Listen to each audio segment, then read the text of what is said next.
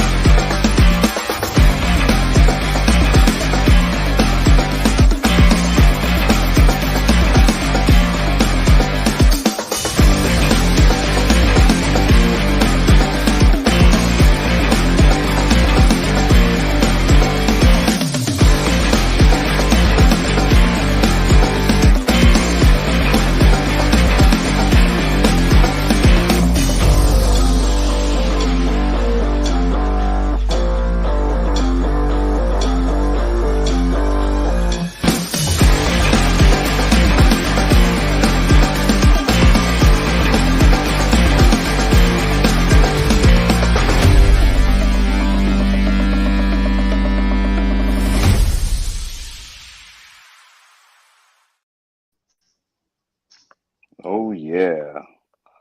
Let's get it on, people. What's up, everybody? Welcome to episode 6 of the Blackout Show. We got Justin Lee with us and Isaac Guillen Jr. Boys, one hell of a start to the week. The disabled list is already lengthy. We got Eloy Jimenez that hit the DL. Tim Anderson hit the DL. Joe Kelly hit the DL. That's a lot of names, Gonzo. Running in from the bullpen during a collision, and he gets injured. Now, I guess, guys, the player we can really look at here is going to be Eloy Jimenez. Granted, we know that Tim Anderson missed the second half of the season last year, but relatively in his career, he's been healthy, whereas Eloy, there's a reason why we want him as a designated hitter, but we gave him the opportunity to lose weight this offseason, come back looking healthy and strong, giving him some reps in the outfield, and he ends up hurting his hammy, and he's out 2 to 3 weeks. It seems like it's precautionary, but guys, what do you think? Can we rely on Eloy going forward, or should we start looking for turning this roster over next year? Oh, I think we're at the point to where, is it too late? Should we have gotten rid of Eloy sooner? Now we're in a position to where old trusty, aka Jose Abreu, is not in the lineup.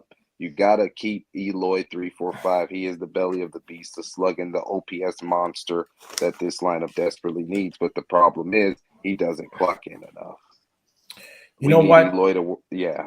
Go ahead, OJ. No, I was gonna say he hasn't played since 2019 more than 120 games. Okay, then I feel like he got caught up in the COVID season, which technically has been his best season. He played 55 out of the 60 games. And then, ironically, the year after that, in 2021, he also only plays 55 games. And it's like he's been bouncing back from that COVID year. And then after that, it was only 84 games. The part where I'm concerned is that if the injury is not to his arm or his shoulder, again, whatever he injured climbing up the wall, it's a situation about his legs, and it's like, is this a chronic thing? Like, why is it happening? I really don't understand. Is it something that he can't play through pain? Because if he was a guy, let's say he was like a Scott Podsednik, like an Andrew Benintendi, where speed is his game, you could say like, okay, he's really hurt. He can't do much because speed is his game. But when you hear stories of guys like Bryce Harper, okay, the guy needed like surgery in his arm, can't throw, but he's still hitting in the DH spot. Right. I feel like I'm not a doctor, and it's a space where I really can't like dive deep. Next time I do have like breakfast with Hermie, I really want to ask him these sort of questions, because it's really hard to understand like at what strain like does a player have to sit out, or could Eloy play on one leg, meaning you're not playing the outfield, you're just going to be up there hitting and don't extend your legs. That's what I don't get. Like, speed is not his game. Can he still be able to hit? Because that's why the Sox need him. And they need him to be in the lineups at least at 120 games in order for him to produce the numbers that he needs. Because without Jose Abreu, he is the big bopper. So I don't think I'm going to be honest with you. I don't see this team winning a division without Eloy Jimenez. I can see it without other guys. I can see it without Joe Kelly. I can see it without missing a starter. I could see them going like Moncada going down for a little bit, but like if Eloy starts missing significant amount of time, this team's going nowhere. That's just my 2 cents. And you have to think about the future. Yeah, and you got to think about this too, OJ. It's like 120 games is a tall task for Eloy Jimenez. If you go back to the 90s and 2000s, no elite player is playing underneath 140 games if they can. Like we just talked about it, Bryce Harper is a vegetable right now, and he's still trying to force his way in the lineup. Eloy can't go first to third on a single without missing a month. Like it's actually comical at this point. So I would like to ask Gonzo, or this is not doesn't have to answer this now, but like to run like his numbers of like what's the best season a player's ever had with like the minimum amount of games, because that's what we're looking at from a Sox standpoint. Like I know that there's guys that have hit 60 bombs, and those guys are like 150 plus, 140 plus games. But like, what's the best season in Major League Baseball with like a guy's played 100 games and he was putting up numbers that you're like, whoa. And I've seen it done on the pitching side where you see a pitcher miss, a majority of the year and then every single start is great. I think you can get away with pitching, but when you're up in hitting, the way that just hitting works, you have to be able to have that many at bats in order to hit the 40 bombs, drive in the 100 RBIs. That's just how the game works. I really can't really explain it, to be honest. But it's one of those baseball things. But that's why I think that he needs to be in the lineup. Not just him. Like he's like the top list of being in the lineup. But then there's like, obviously TA and then obviously Moncada. And then here's the part where it's funny. When they build this team, they build them all together. So if them missing a piece, it's like how many games is this lineup going to play the whole time together? That's where my concern starts kicking. Yeah, because I don't want to be put in a position to where I was this evening, and Luis Robert is the highest power potential in my lineup right now. I don't want to be stuck in that boat to where he's still an inconsistent hitter as is. He's a very flawed baseball player. He started off hot, but let's just be honest here. Like if Luis Robert goes into a slump at any point this season, it could be curtains for us because he will be the one man on the island for the power. And I'm not trying to go away from Vaughnie, but we're talking about a guy with a ceiling that's higher than most, and he's even fragile. So this White Sox offense is literally hanging by a thread right now.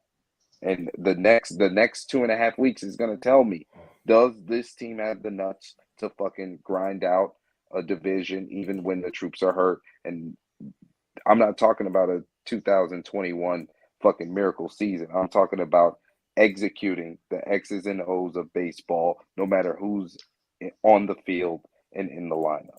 We're going to see that right now the next 2 weeks, whether we like it or not. You know what, Junior? You actually brought up a pretty good solid player there in Harper, and he was an all-star last year, but he only played 99 games last season, and he was battling injuries through the first half of that season because he had a thumb and another like blister injury in June with a forearm injury as well. And he also had an elbow injury in May. So he missed a good chunk of that first half and still, had that all-star status on that second half that helped that team get to where they were, or at least push them into the postseason. The World Series. Exactly. And then they get to the World Series and just lose it. But again, like the roster construction that Han built, he's putting a lot of his marbles in on Eloy being healthy as the best productive bat in your lineup. Because when he's out of the lineup, like we're seeing it right now, you got to push a lot of these hitters up top that you thought they would have a little bit more depth, at least up the middle. Because now it's kind of, you're grinding it down to a couple hitters here with Robert and Vaughn, and that's really about it. So it's pretty frustrating to look at it like that way. But good thing is that they think it's only a week to 2 weeks, so he should be back before TA. And when he does come back, that will definitely help this offense rolling like it was before both of those guys went down to injury. What are you thinking about that, Jay? Well, yeah, I think we're talking about the fucking absence of Eloy. Let's just be quite honest here. Seeing Andrew Benintendi bat leadoff tonight made me sick to my stomach.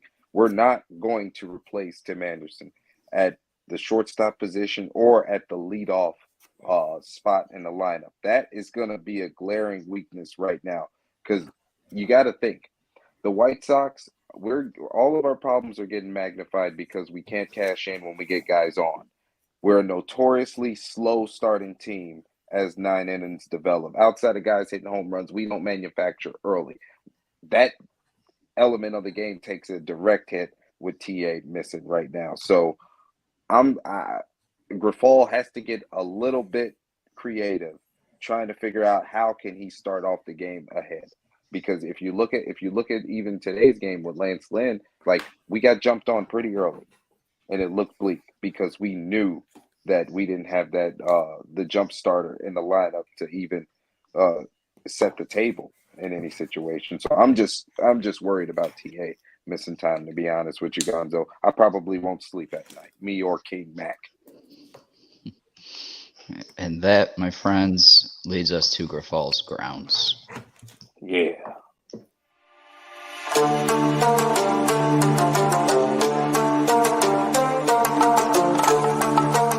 I don't have a problem making decisions. I don't have a problem making a call on a pitcher. I don't have a problem making a call on whatever our team needs at this particular moment.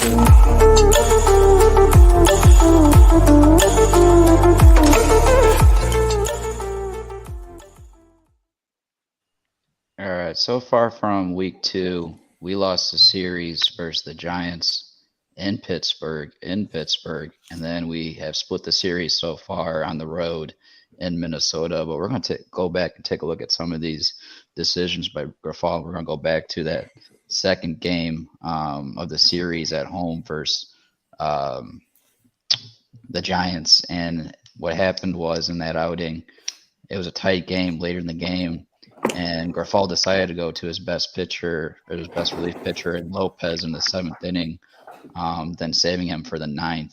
And Junior, tell us about how you felt like that was the best decision, because I know you tweeted about it, and I very well agreed with it. So take us away.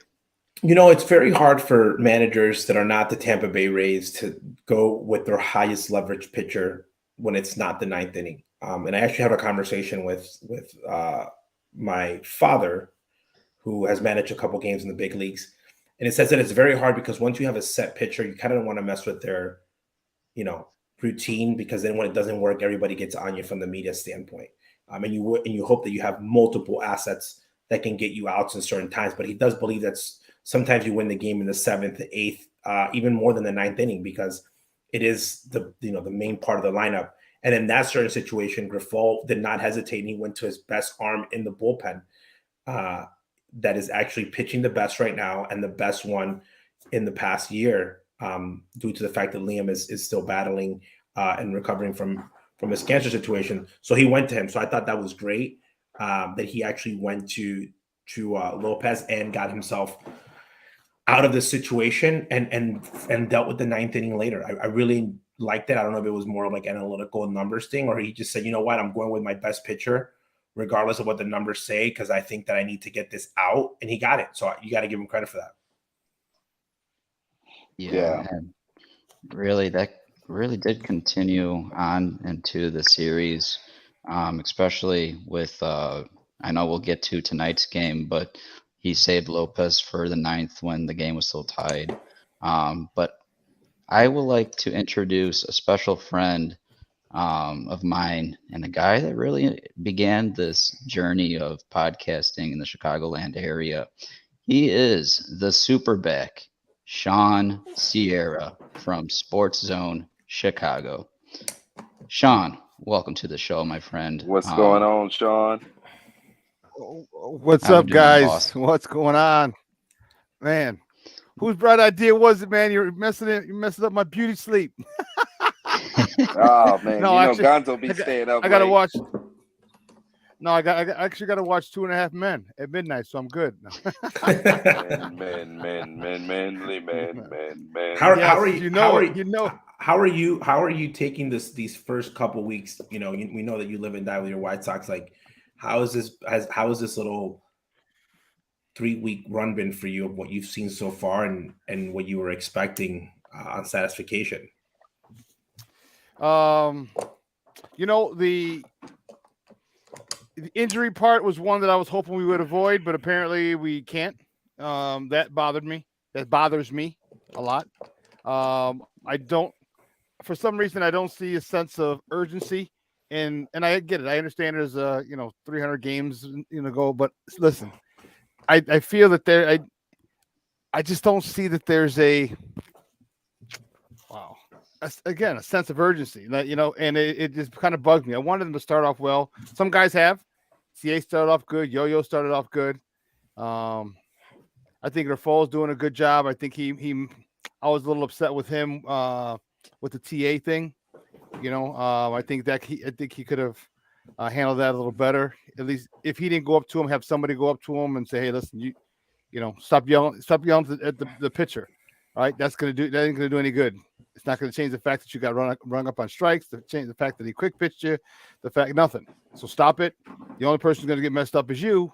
And I think he could have done a little more there. Other than that, I think the Sox have been okay. They've kind of been what I thought they would be. Unfortunately, kind of to borrow Dennis Green's world famous line, they are who we thought they were, and I was hoping they could be a little better.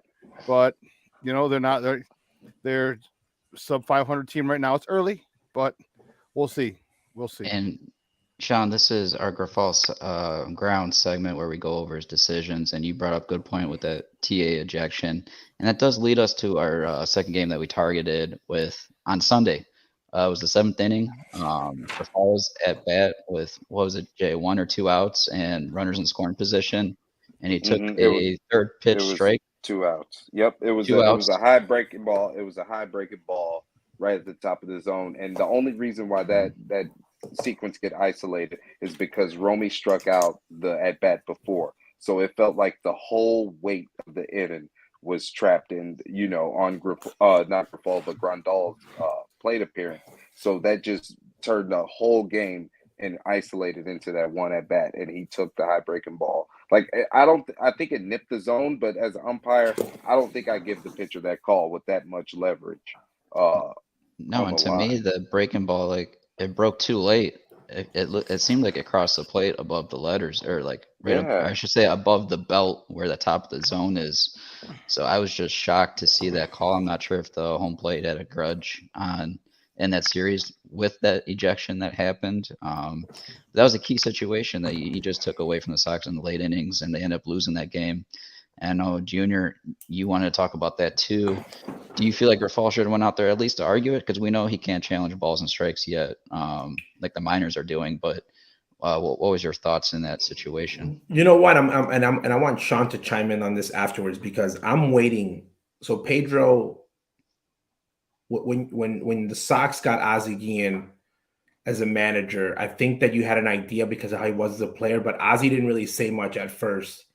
So you didn't really know who he was because no one had seen him in Chicago. No one had seen him how he coached in the Marlins. And it was more like a clubhouse, how he handled things. He never had media exposure. When Rick Renteria came out, Rick was, I think he's more like a Tommy Lasorda guy, a guy that I think we all knew that he would take you into a room when he talked to players. But early on, right, we knew that from his days with the Cubs that he was going to be very vocal to the umpires. We knew that Ricky was not going to take nothing, and he argued a lot. Most people don't realize how much Rick Renteria actually argued. And when you look at a manager, Pedro Grifol is the only manager to ever come in the South Side of Chicago in my time life that he actually came with coming out swinging, saying, "I'm going to hold guys accountable. We're going to kick people's butts. We're going to do this. We're going to do that." I'm still waiting to see what this accountability looks like, to be honest. Because it's not in the media. Because he's already said it a couple of times where he said, "Oh, this guy pitched a good game," and you're like, what were you watching? Like, this was a horrible game. So we can see that he's being nice to the players. We've seen him not double down on any of the players and said that was a horrible at bat.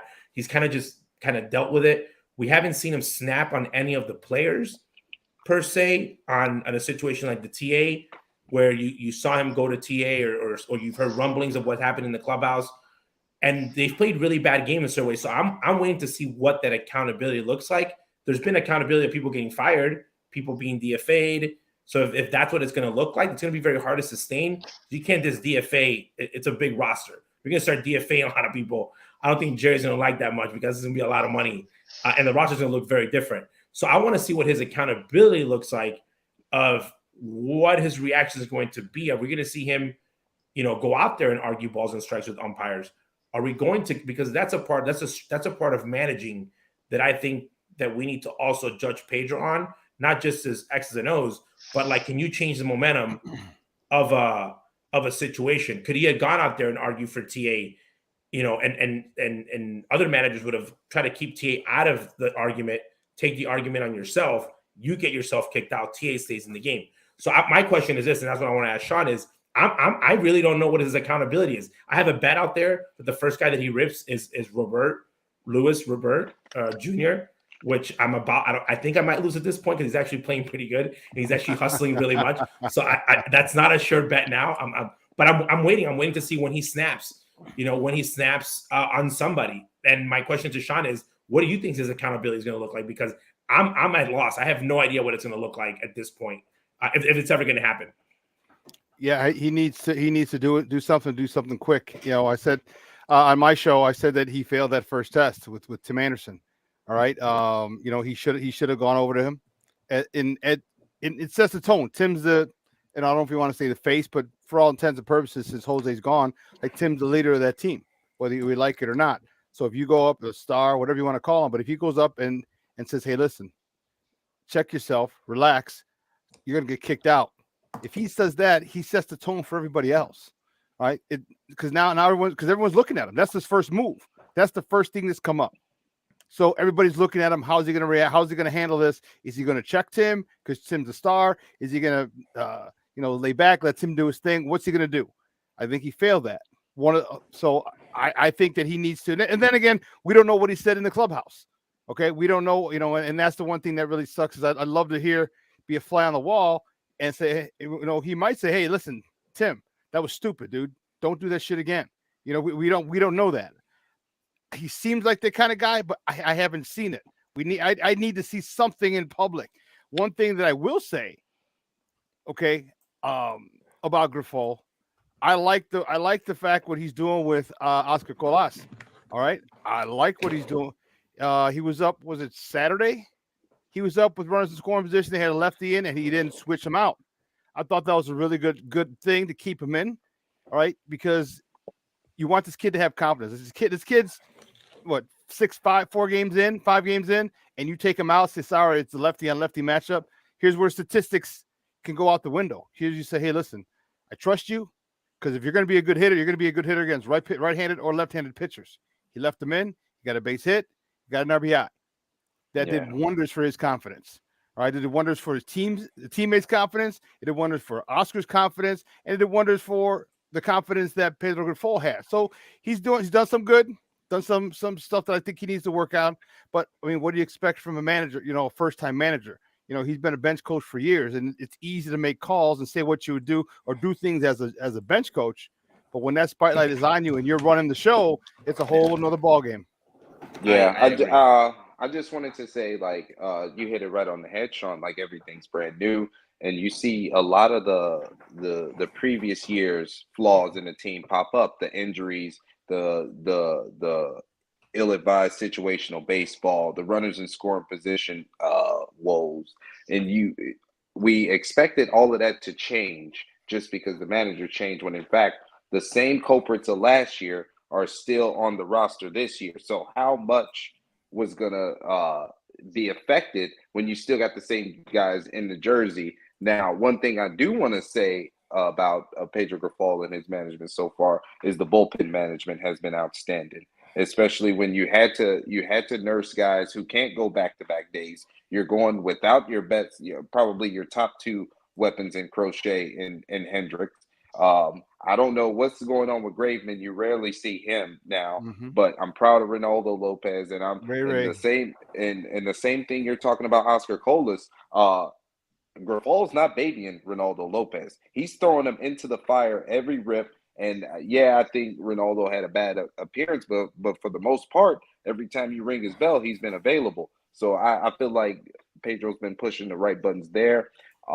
Another tad bit, he has been pitch hitting late in games for guys. You've seen Jake Berger get his reps. You've seen Romy Gonzalez get some cuts too late in games. So once the injuries start piling up, your roster gets thinner, and you don't have those type of moves in your back pocket, day to day. So I feel like he just got to make sure that he doesn't handcuff himself just because his horses aren't in the stable right now. He still could stay as flexible as possible and stay on task with what you want to do with the bullpen. It's only so much that you can do as a manager in this situation when you don't have the lineup card filled out. So I'm not going to put it all on him. It's still early, but there is some stuff that we need to clean up.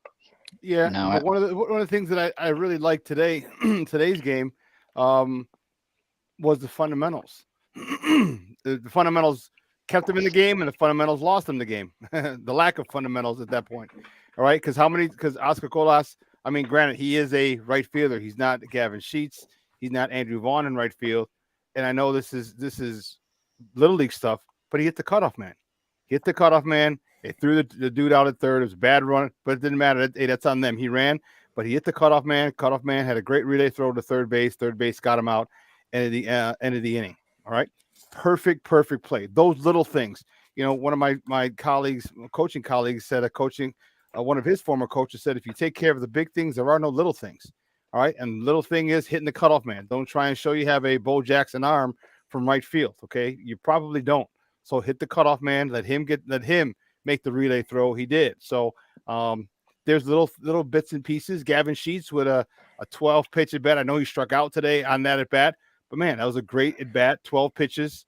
That was tough. So there's a lot of good. There's good things that we're seeing. Okay, and then there's bad things. Things that we need to work on that we're seeing. So it's kind of what I thought with a first year manager. And for me, the one thing I do want to know, I want to see him really. I don't want to say control the team, but really show that he's the manager. You know what I mean? Just like the TA thing, like this. What's going on with Yo-Yo? His back again? Like, come on, dude! Like, and that's where I think that, and that's what I'm talking about, accountability. Like there's no one like steering. I'll be honest, how many times Ozzy told guys to shut the F up in the dugout. AJ being a guy that he would just look at and say stop. Or he would tell a guy, stop, you want to get kicked out, because even as a player, and you have teammates, this is the type of conversations that I hope that are happening in the clubhouse. And this is where the fans don't get. And this happens in every sport, be it the NFL, NBA, MLB. When a team is in a run for winning, okay, you have to look at your teammates, okay, and hold each other accountable. Even little things like, we ain't going to go partying, guys. Yep. Okay. Your leg hurts. Hey, man, you got to suck it up. Okay. Like, you're putting everything on the line because you know that that's what's going to make the difference between you getting in the playoffs and then the special teams getting that ring. Everyone that gets a ring, everyone that gets into the playoffs, no one gets in there 100% healthy. So guys have to push each other and say, hey, you got to go. And guys do that in different ways, either by joking, motivation, but that mentality of we need to stay on the field. I understand if it's, situations like the Liam, that's different. That's a real injury.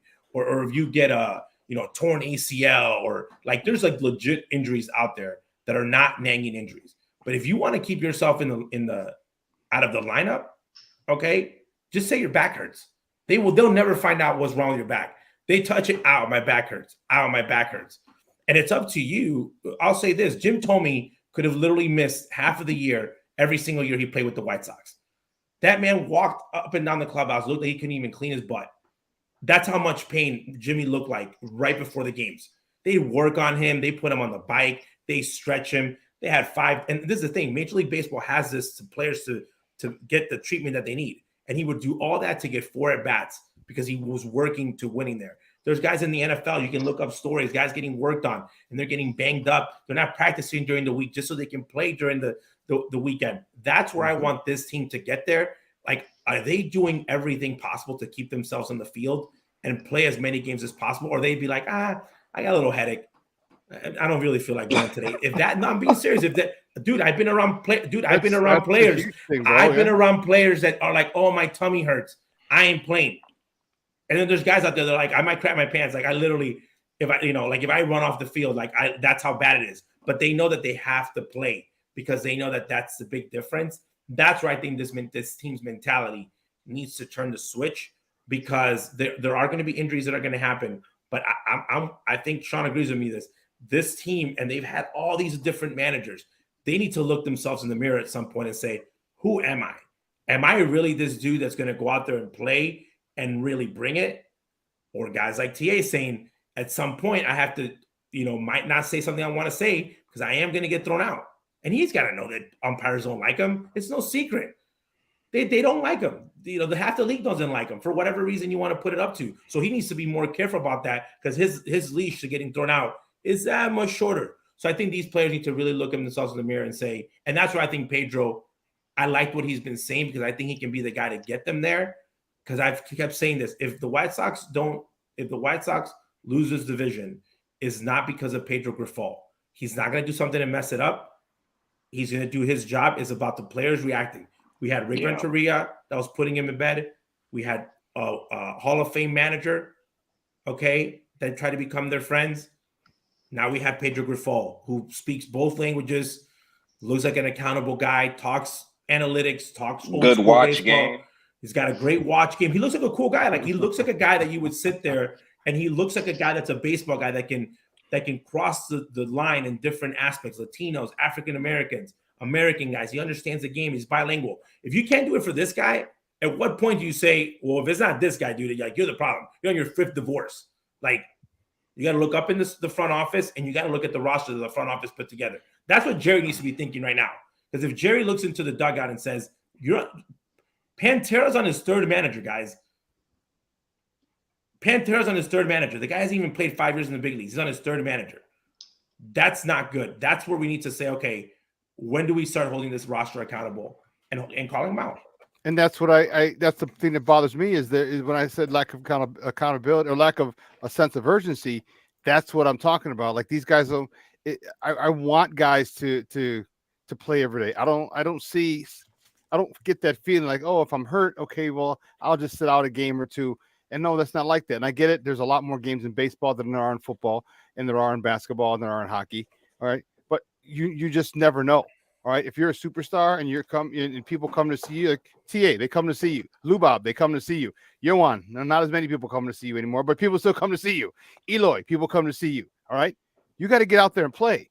All right. I don't understand, like, this whole back thing. Is it structural, or is it muscular? Because if it's structural, what do you think now we're talking bones. Sean, what do you think Grandal's thinking when this guy's out because of his back, and the guy's got a herniated disc? It's already, like, everybody knows it's herniated. Yeah, it's like I'm just saying, though, you don't think that he's in pain? Yeah, that's what I mean. Like, so, and what are they doing? And I've for the last couple of years, I've always asked, well, what's with the conditioning coach, the strength and conditioning coach? Like, there's ways to get everything to train. All right, there's ways to not have the proper stretching, proper nutrition. Like, is that all being monitored? All right, and all these, because there's far too many bullshit injuries on this team.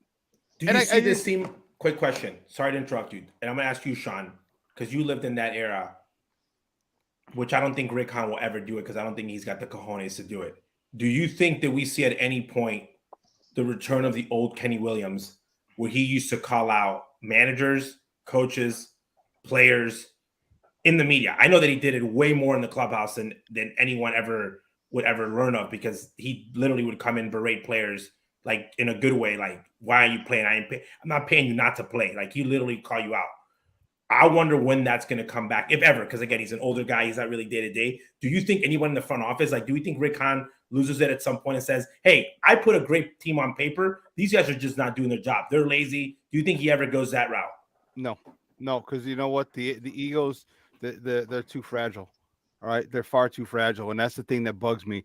They don't have that, like, they don't have that dog mentality. All right, they don't have that killer instinct, and that bothers me. They're extremely talented. Yeah, they're extremely talented, but they don't have that dog instinct. You know what I mean? Where they battle, they fight, they scrap. If something goes wrong, if they're hurt, okay, I'm hurt. You can't say anything negative about them. because all of a sudden now they take it personal and they want to go cry. It's frustrating to see because I think Kenny does need to go in the locker room and just rip him a new one. I think he does. You know what? Say sorry, Rick. I guess he's above Rick. I'm making this call. I'm going in. He's everyone's boss. He's everyone's boss. So you know what? Yo, stop with the back bullshit. Stretch. All right, we got a multi-million-dollar facility, trainers and shit like that. Go get stretched out. All right, your hamstrings, all that others. This is all stuff that should be taken care of in the offseason. He needs to. I would love to hear that Kenny goes in there and rips people because sometimes you need to get put on front street. And if he did it to them and did it in the media, well, yeah, you know what? Guess what? This is professional baseball. It's a business. All right. The biggest thing that I said about the Sox team is how. I asked a couple of people, do they think that because they got the bag, Lubob, Eloy, TA, and Yo-Yo, all right, they've come from, and this is a socioeconomic situation. Like the money that they have now, their grandkids could still be straight. All right, they may have lost that edge, that eye of the tiger that they're trying to get to the big leagues. They got here. They got that. So they ain't contract. thirsty no more. They ain't thirsty no more, man. Manny Machado's thirsty. Andrew McCutchen was thirsty for a very, very long time. But I think I get your point. And this is like the Adam Dunn signing. Adam was a great player. And they were like, Adam's always been a loser. He's always played on loser teams. He doesn't have that winning mentality. And that's where this team, you need to go and say, hey, do we have the right guy? We saw it today. Pablo Lopez for the Randy Rosario, the Arias trade. Everybody said that it was the worst trade in Major League Baseball history. Okay, it was like, that's the worst trade ever. How do you trade your batting champion? And we see a guy now that looks hungry in Lopez, and Arias is still doing what he was doing with. We saw him today here for the cycle. Tonight. We saw that he was doing it. But again, when you switch players and you switch, the biggest thing from 04 to 05 was that they didn't get rid of has-beens. They got rid of Jose Valentin. Go look up his numbers. They got rid of Carlos Lee. Go look up his number. Carlos Lee's better than everyone in the outfield right now, including Eloy Jimenez. Okay? Magler Ordonez was in right field. He's better than all of them. And they got rid of those guys. Sandy Alomar is better than the White Sox backup catcher today. A veteran guy knows baseball. And they got rid of guys, not because they were bad guys. They just didn't fit the mold of what they were trying to build, of that dog mentality. They were a little bit more laid back. They were comfortable. They were household names. They were like, yeah, our talent's going to get there. And sometimes talent is not that, it's not that big when you're fighting teams like the Twins, Cleveland, they're getting back to their, like they're getting back to the, I want to whoop on you mentality of the Travis Hafner's quote, I'm going to be puking in the bathroom when the White Sox are getting their rings. That's the mentality that they had. Like Miguel Cabrera would come to our house and say, I'm tired of losing to you guys. I can't wait till we start beating on you guys. It's annoying. And that's what I feel like that's what everyone else in the division has. And the White Sox are just like, we're going to get there someday. It's going to be good. And I feel like the fans are way beyond that point. Like they're like, they want to grind, man. They want to, they want to just go all in and grind out. And I feel like the new manager, I felt like we feel like he's going to take them that way. But like someone's got to call out. Like everybody, this BS, dude. They got to call it out. They got to listen. Play. Do you want to win or not?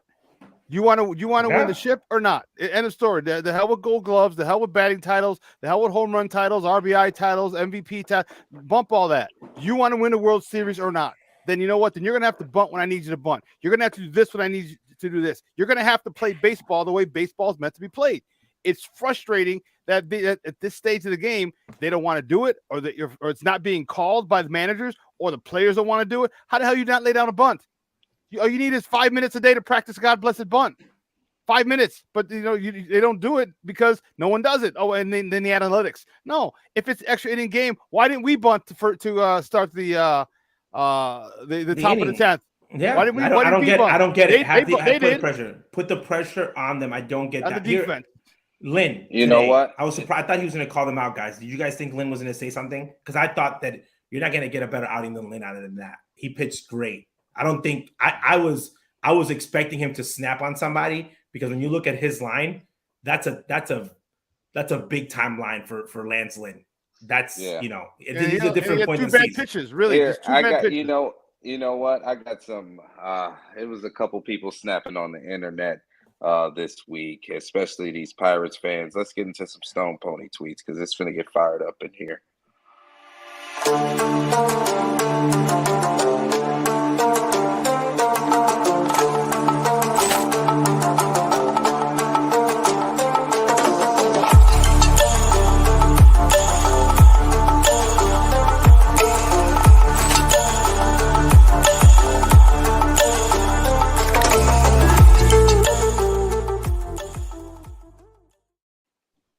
Okay, so obviously we know what happened between Sebi Zavala and O'Neal Cruz with the I don't know, the ghetto slide that O'Neal Cruz No, had don't to even call do it a at the ghetto plate. slide. That was Man. ridiculous. Don't even. By the way, it tells me one thing. I don't care how talented you are in the game of baseball, and this is what I've been. Yeah. I actually had heard a scout say this, and this is very true about a lot of prospects out there. Just because you're a good hitter, because he's a horrible fielder, does not mean that you're a good baseball player. He looked like he had never slid in his life. Okay, Bro. it was horrible. And then look, this guy, Dustin McComb and Sconzo sent me this bullshit. I was like, hold on, what is this man saying in regards to, the after effect? Like Sebi took exception to the bogus slide. Like, what are you doing? He tweets out, why is Zavala tossing his bag towards Cruz like there was anything malicious after Cruz's slide? Fake tough guy act. Even better one from Kopech running in. What the hell are you talking about? They could have just jumped him right there. And I think what he was saying was, so in the old mentality, okay, when you used to take the game in the old way, and that's just the way that you play. And I always say, always expect a hit because you don't know when guys who are dumb like Cruz in that situation are not going to know what to do, and that's how you get hurt. Okay, yeah. Sevi obviously gives him the plate. Okay, Cruz's job in Sevi's head is just even this idiot to protect his own knees is not going to come at me feet first when I'm coming down. So Sebi's reaction is like, what are you doing, you moron? Like, go around me. Like, you're literally coming in to contact me. Because when you take out the contact play, and that's what I don't like about the rule, is you're leaving it up to these players to like do something dumb like this. Because your catcher's thinking, okay, no contact play. There's no way that this guy is going to want to collide. And a lot of guys didn't want to collide before, but they would have to, and that's how they get hurt. There's guys that loved it. There's guys that were like Brian Jordan used to get on base saying, I hope there's a play at the plate because I'm putting somebody in the hospital. There's guys player. Yeah, there's other guys that were like my dad was like, there's guys like, man, I'm gonna have to take somebody out. But that's the part where I think that was a BS tweet because I don't think Sevi did anything wrong. No, and to begin this here, so catcher's interference has been a focus since Buster Posey's collision with that injury. With Scott Cousins, yeah. Now, what happened here, and Junior's completely right. That was totally legal there. Before the throw, Sebi was set up on the third base front corner of the plate, giving Cruz the back half of the plate because legally you have to give the runner a part of the plate to slide into on his base path to the bag. And that's what he did. And you got to put this on the blame on our third baseman, Alberto, because the throw drew him into the base path on the back side of the plate, causing that collision, which really was a terrible slide to begin with. But again, that was Cruz's own fault because really, I mean, you have 6 by 6 for the base path on 3 feet on each side. So you can still slide around the catcher instead of going right into him because that's the legality of the rules in the MLB. You can still go around and you're still with, you're not out of the base path. So that was all on Cruz there. And unfortunately, he fractured his ankle, but he could have definitely done harm as well to Sebi because he ended up twisting his leg in that collision as well.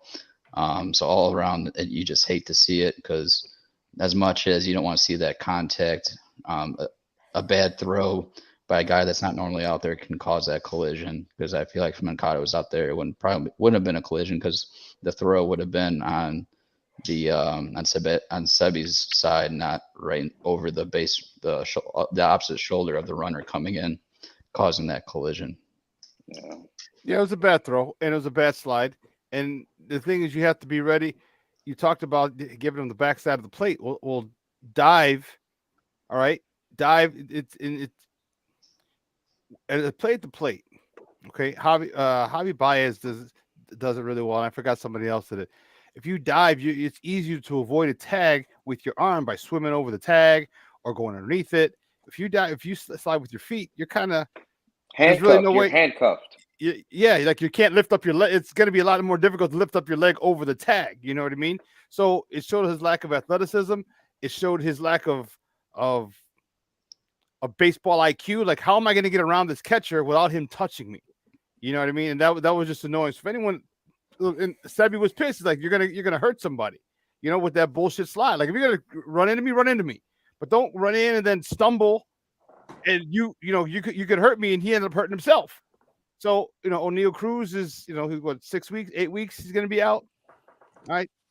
Do they not teach how to slide in you know, coming up? I don't understand. I mean, his exit velocity is like 115. That doesn't matter, Sean. Yeah, I don't think he was. I don't think he was sliding as a little leaguer or when he was playing ball back in the DR, because it was just a horrible home run. Yeah, he's hitting home runs. So all he had to do was trot. So yeah. But again, there go the fundamentals that aren't prevalent in today's sports. By the way, so generally speaking, Gonzo, did you just basically put another X on Hanser Alberto?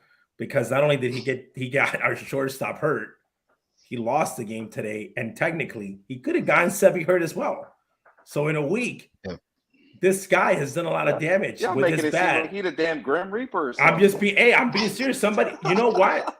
I'm gonna be honest, man. Like the TA situation, and this is like where guys like TA might get frustrated. Of like, I know in his mind he's like, maybe if Moncada was playing, I wouldn't have gotten hurt in that play. Because again, you think about all different scenarios. Obviously, his play today at third, it happens. But again, when you're used to playing, he's getting used to playing with TA. TA's getting used to playing with him. That situation there with the bad throw. Again, injuries happen. You need continuation of that. He's a newer guy to the roster of where it's taking. That's where communication happens, you know. And trust me, I'm sure Sebi Zavala told him after the play, next time you throw it down when somebody's coming, don't put me in the runner's path, especially if a guy like this guy's running. And again, those plays are great because you don't get hurt. If that would have been in 1980s, Zavala might be out with a concussion, or worse, because he would have gotten, he would have just gotten destroyed just because, you're like a sitting duck there. But again, I think that when people put tweets like this, they don't understand the situation of it. Sebi's reaction is like, he doesn't know that the guy broke his foot. You're just reacting to the play. You're just reacting like, what are you doing? And then after the fact, you see the guy on the ground with his knee, your instinct is, I want to jump on him and punch him, but you see the guy grabbing his knee, you're like, oh, this guy got hurt. Okay. And again, Santana's asking something. And all it takes is when the argument people don't realize is when Santana says something, one of the first guys to respond is one of the Latin guys says something back to Santana. Okay. Because Kopech was just standing there. I don't think Kopech was even a part of it. He was just backing up the throw like a pitcher does. So when he was walking over him, it wasn't like Kopech went there to start something. Like, that's his job, to be backing up. Yeah. In the play, Carlos Santana did all the crying. Well, he was probably saying, like, what are you doing? He's probably like, what am I doing? I do not like. Then those arguments happen. This is the part that's funny, though. They're arguing. Why is the bullpen coming out like it's an actual fist throwing fight at that point? Why is Joe Kelly coming out like it's a 100-meter dash? You're old, bro. What did I tell you guys last week? Use Joe Kelly as much as you can, because he will break down at some point. That happens with ages, my friend. And he just did it. He must have been flying to have that injury coming out of the pen. Yeah, dude. When I saw that, I'm like, are you freaking serious? Like, are you serious? You hurt yourself running out of the pen to a fight that wasn't a fight. It's a baseball thing, so there's really not a lot of there's not a lot of real fights in baseball. But I'm just saying that, like, if you actually would have seen Santana throw a punch or Kopech, like kind of like the Cubs thing, you're like, okay, we got action. You're coming in. Like, usually you see the veteran guys that are smart, that have been in these tussles, they come out and they do the walk out of the pen. And then you run. Usually the guys that have to run are the younger guys, because people are going to call you out and say, oh, you didn't run. You're the minor league, you're the younger guys. You have to be like, pretending on 10. You got to pretend you got to grab somebody. Be in the vanguard. Yeah, but Joe Kelly's doesn't have that. Joe Kelly's reputation, everybody knows he likes fighting and doing. So at that point, they're so cursed that, and that's not even his arm, which usually is his back or his arm. Now he's adding a whole new part of his injury. people are like, it's your groin. I'm like, this guy's not working at the post office, guys. Your groin for a pitcher, that's a pretty sensitive area. That's all your torque right there. I'm just saying though, like groin, I never had a groin injury, but from the people that I've known that have had I have. injuries, I heard that you can't even wipe your little butt. Like I heard it hurts. Like anything you do, it's like the most painful thing ever. And how you recover is you got arrested, right, Sean? You can't do anything. This depending on the severity of it, but the only thing you can do is rest it. You could you ice it, ice it and heat and put some heat on there, but you can't be active. You really can't be active. No lateral movements at all. Yeah. Mrs. Kelly's gonna be mad too. Everybody's gonna be mad. I'm just being serious. He can't do anything. He can't be like out there even like throwing a light pen because you don't want to re-hurt it. So he might be out for a while. And he was better. He was actually one of the guys that was pitching better out of the bullpen. So talking about Grifol and Grifol's ground in the previous segment, that's another thing now they're going to have to kind of shuffle around in the pen. And now they're like, when can Crochet come even faster? Because now they lost one of their better arms in the bullpen. Now that right there with our pitching staff, that leads us to our topic of Blackout Live.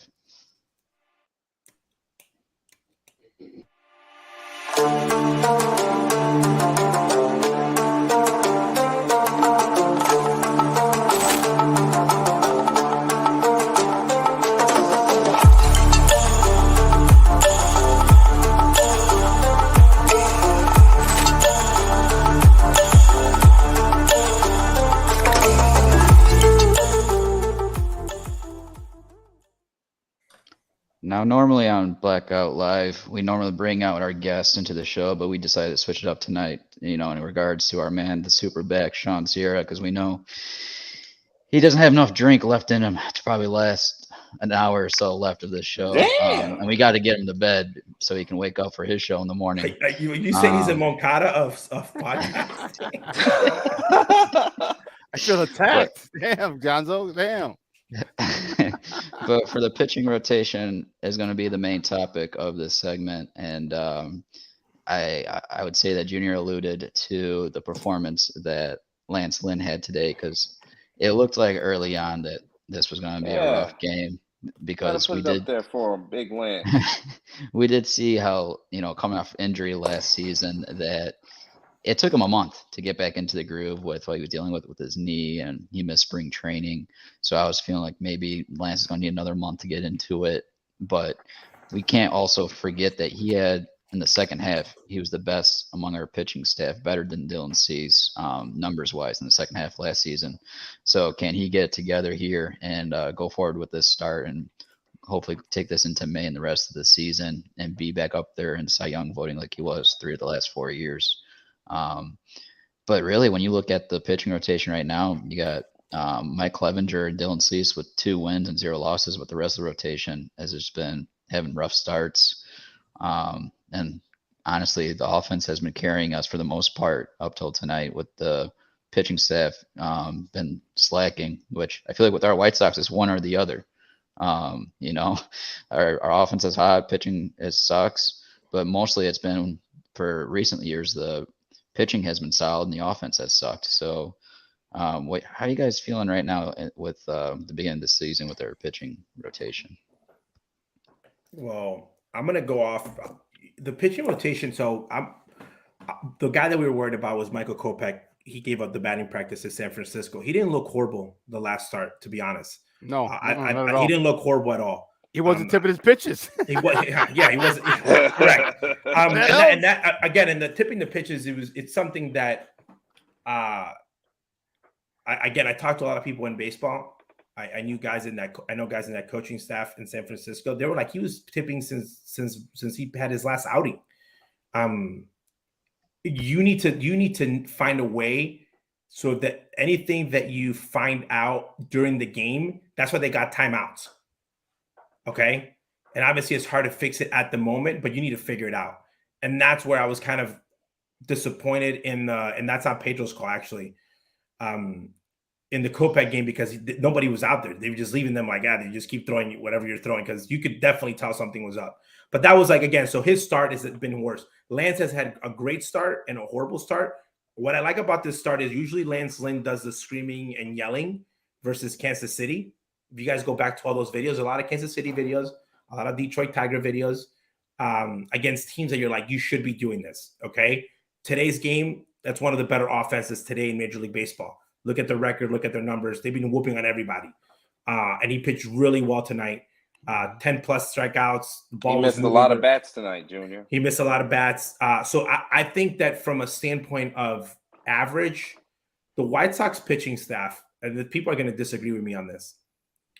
If the White Sox pitching staff is a little bit above average, and when I mean a little bit means I think Cease is going to be a top 5, a top 3 MLB pitcher this season. Okay. That's an elite level. When I talk about tables, Cease is sitting at his table with the elite guys. Like he is already like kind of getting his plate. That's a Chris Sale years with the White Sox. So that every time Cease comes out is like, if you're a betting man, you bet Cease, okay? Yeah. And if you're the other team, you're like, ooh, that's an easy 0 for 4. We're probably going to take the loss. That's the guy who stops the bleeding. Everybody else just needs to be average. And what I'm talking about needs to be average is pitch your 5 to 6 innings. Don't let the game get out of hand. Don't give up 8-9 runs early in the game, and just be average. Just be an average staff, okay? No one needs to be in a Cy Young voting.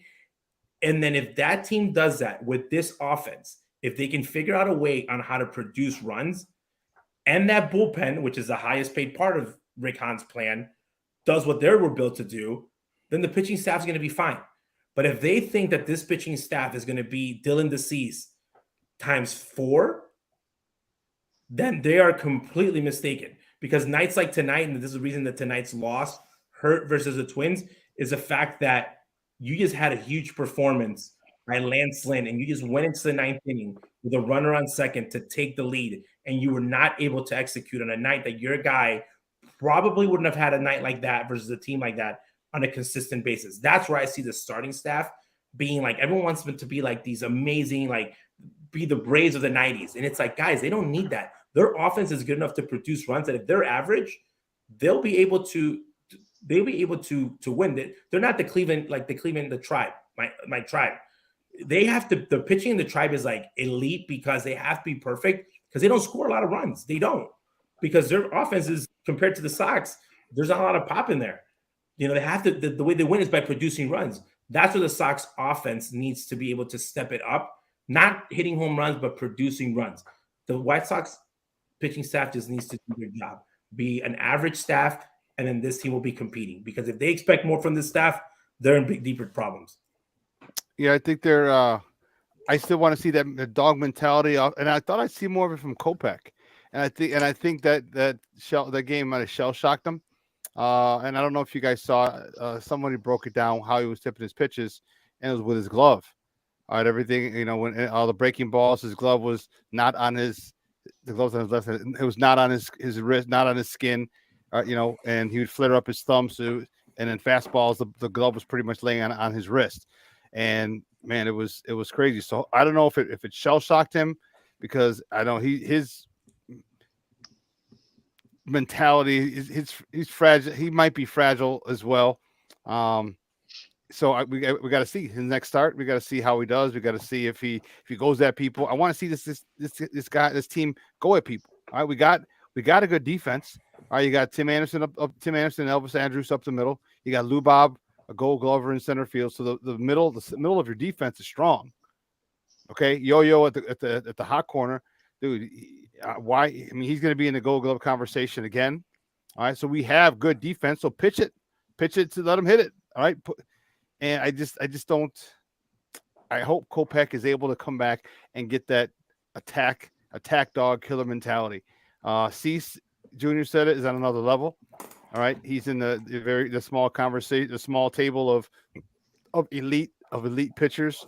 But Kopech, he's one. Giolito, with Giolito, you don't even know, man. It's ever since they took his best friend away, James McCann. I thought you was going to say the sticky stuff. Oh, that too. But you know, he hasn't been. You know, he's been lost. He's been wandering aimlessly. All right, and so he sucked with the sticky stuff. By the way, Sean's right about McCann. He sucked with the sticky stuff. There was that year that he was the worst pitcher in baseball. He had the sticky stuff then. And I love that the dog mentality, Sean. He is right. You see Dylan Cease today, and if 3 years ago you told me that on the mound, Dylan was going to be looking tougher than Michael Kopech, and Dylan was going to look like he was going to hit you in the side of the helmet.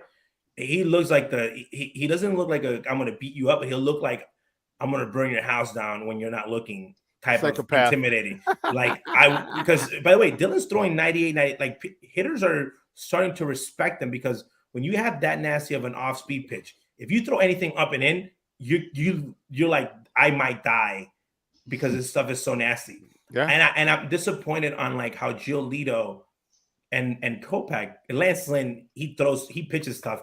He's just like Burley. His stuff is just not that fast. But everybody else, and Mike Clevenger, again, he's pitching very aggressive, but Giolito and Kopech have nasty stuff. They throw, their fastballs are up there. They're not aggressive enough, I think, when they attack the zones. Mm-hmm. They're very passive on let one go. I think that's one of the things that make Michael Kopech scary in the beginning was that you had this guy that was throwing 99 and you had no idea where it was going.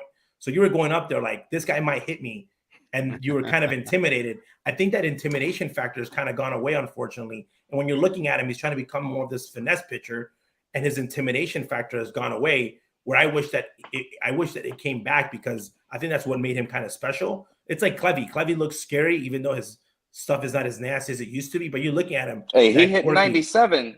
That's what I mean, though. But like when you have that 97, you have that quirky little weird thing that he does, and you're in the box. That stuff, man, that stuff affects you as a hitter. So I wish that, again, it's not the Dave Duncan pitching mentality of like, go knock down a couple guys down. But I wish that they pitched a little bit more aggressive because today the two most aggressive pitchers in the staff are Lynn, who's always pitched that way. He's just so soft, and Cease, which I would have never guessed ever. I could have guessed he was going to be the best Sox pitcher because I always had him there from a talent standpoint. But the way that he's actually intimidating and being like I might hit you in the knee and you might be down for a while, like type of aspect. I really like this. I'm really enjoying it.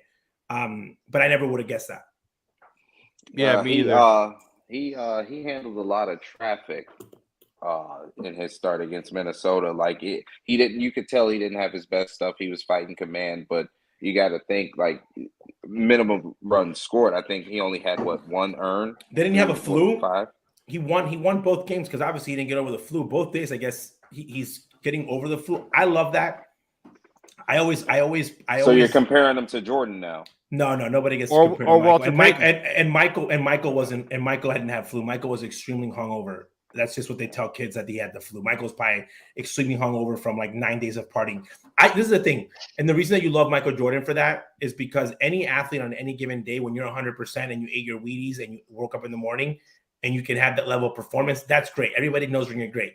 The fact that you're in the dugout, okay, and this is where you talk about being tough, okay. You see your starter come in. Cease never comes in looking hungover or anything like that because the guy's he's a just different animal when it comes to that. But he comes in, I'm saying he usually probably comes in chilling. He might have come in that day and he might have looked a little discrepant, a little tired. You kind of look like he doesn't have it in him. And you look at him, I'm just saying, and then you see him compete, knowing that he is sick. Okay, that's when your teammates say, "Man, this guy's got it for real." That's when the you see respect. guys, that's the respect. that's when you say that's the respect. You say, "Man, this guy came here with nothing today." You're playing behind this guy every day, and every start, and usually you're like, "Oh, this guy don't got his best stuff." As a manager, everybody, and then you see him out there going and battling. That's when your teammates say, "This guy's the real deal," because no matter what he has in his arsenal that day, he's going to go out there to compete, and that's what you got to ask for, and that's where you want Giolito to do. I feel like if Giolito's not 100%. Well, let me ask you, OJ. Do you trust all 5 starters in the White Sox uniform to give you a chance to win when it's their time? Are you comfortable with all 5? If they're okay, let's put it this way: are they 100%? Is their stuff 100% that day?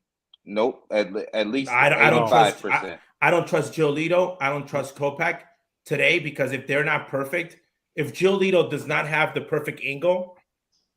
Like when he grabs the iPad and his angle's not perfect. What are we talking about? Like right here? I'm just saying that. I'm saying like his angle. Like I bet Giolito throws. No, I'm just saying that. I bet Giolito grabs the iPad. That's how. By the way, that's how Cease was before. He grabs the iPad and says, "Oh, my finger is off by 2 centimeters, and he's like, I'm off, and then his mind's all messed up. I think Kopech's pitching like that too. Lance Lynn is out there like some days he's like, whatever, this is what I got. He throws 85% fastballs, and that's how he competes. I'd rather see a guy do that than a guy be a perfectionist and you just walking people and your pitches are not landing. Just go out. You're overthinking it. Like, look up at this. Mark Burley used to say, look at the scoreboard. If a guy's hitting under 250, he ain't that great. Like, you got to lead. Just go at him. Just go at him. So that's where I think that the White Sox, those guys, Giolito and specifically Michael, right now, if they're not 100% efficient, they're not going to have a good game. And the other guys, they'll give you a great game regardless of what they have. I agree, and you can see the body language of Giolito. Watch his body language. I've been a coach for a long time. Watch his body language when he gives up a home run. He's frustrated and have that look, or when he snatches the ball when the ump throws the next one, he'll snatch it and go back to the mound. He gave up a home run, dude. Pitchers give up home. Here's a crazy idea. Every pitcher's giving up a home run. It's okay. Don't worry about it. Go get the next batter. It's over. You getting snatching the ball and giving that snarl, giving the gas faces. Come on, bro. That's not going to do shit for the next batter. All right. Refocus. All right. Get your shit together. Get lined up. You know what I mean? Get your mind right. Most importantly, and throw your best stuff. I agree with you, dude. If his stuff's not on, I don't trust him. I don't trust him as far as I can throw him. My gout, I ain't throwing nobody, dude. Him or. So Sean played. So this is something that's really funny. So there's nothing crazier than when a guy's a tough guy. So if like Lance Lynn went out there and he was not screaming and slapping himself, opponents would be like, "What's wrong with Lance?" Because they're used to that. Okay, but when guys like if C's went and like tried grawling after like a home run, people would laugh because they'd be like, "What is this guy doing?" And Giolito does that. Like he tries to like bring out the tough guy. Like, ooh, I'm mad. And it's like, you're like, dude, you're not like Donaldson went. You're not that guy, pal. You're not that. But there's the thing. You don't have to be that guy, because when you try to act like you're that guy and people know that you're not that guy, people are going to make fun of you. Just be who you are. So when he came with like the whole Donaldson thing, and like he came on the bus and he was like, yo, what's up? And like he got out of the bus and you were like in your own parking lot with your own posse. Like all that, like everyone reaffirmed, like we already knew who it was. So like when you try to act like you're something else on the mound itself, you're just gonna guys are just gonna jump on you, and so that part of like those emotional situations, it's better just be yourself and be like, hey, just regroup, because you're showing too much. You're showing your card. You're showing your frustration. It's like if Liam Hendricks came out and didn't like snap and talk to his glove. He's been doing that since the minor leagues. You got to remember this, man. All these guys have been playing with one another since they were in rookie ball. Okay? Everybody comes up together. So if all of a sudden you're like a tough guy, people are like, what did this guy do in the offseason? Like, what are you talking about, dude? So that's where I think that they need to really find who he really is. And that's why I think Cease has really been able to grow, because he's been able to be effective while still being Dylan. Like if you see Dylan and Rondon, like Rondon is a way different type of pitcher, and he does his things his way. Dylan's more like Greg Maddux. So Giolito and Kopech need to figure out like who they are in order for them to look at Ronaldo Lopez, man. Ronaldo Lopez went from like being kicked out of town and like nobody liked him to like really finding himself in the pen. Yeah. He doesn't Ronaldo Lopez. No, I'm just saying he doesn't scream. But here's the thing, though, he doesn't scream. People used to be like, Ronaldo Lopez needs to be less religious. Ronaldo Lopez needs to be tougher. Ronaldo Lopez, and the guy's still the same person. He knows what he's really good at. He's stuck himself with the pitches that he's working in, and he's going from there. You look at Giolito's when they're throwing signs. I'm like, how many pitches does Giolito have in his arsenal? Like he's like sign. I'm like, dude, just use 3 pitches, 2 pitches, make sure those work, and then add something else. Like he's going out there like, like a list of like 9 different things. If I was a catcher, I'm like, dude, you suck today. We're going. He's tapping we're going this. with 2. No. Yeah, I'm like, hey, dude, we're going with 3 pitches. Okay, we're going with 3 pitches, maybe 2, and until you dominate those pitches, we're not throwing anything else. Because and that's where the level is of. Like I don't think they'll let Giolito call his own game. To be honest, not like Cease. Cease, but that level of like Grandal was behind the plate, a veteran guy. For him to say like, yeah, Cease, you call the game. That's a level of respect. They ain't never gonna let Giolito call his own game. Yeah, until and it's crazy because Cease featured all 4 pitches, and he still let him call the game. Like, imagine Giolito says, I got all 5 working. They still not going to let him press the button.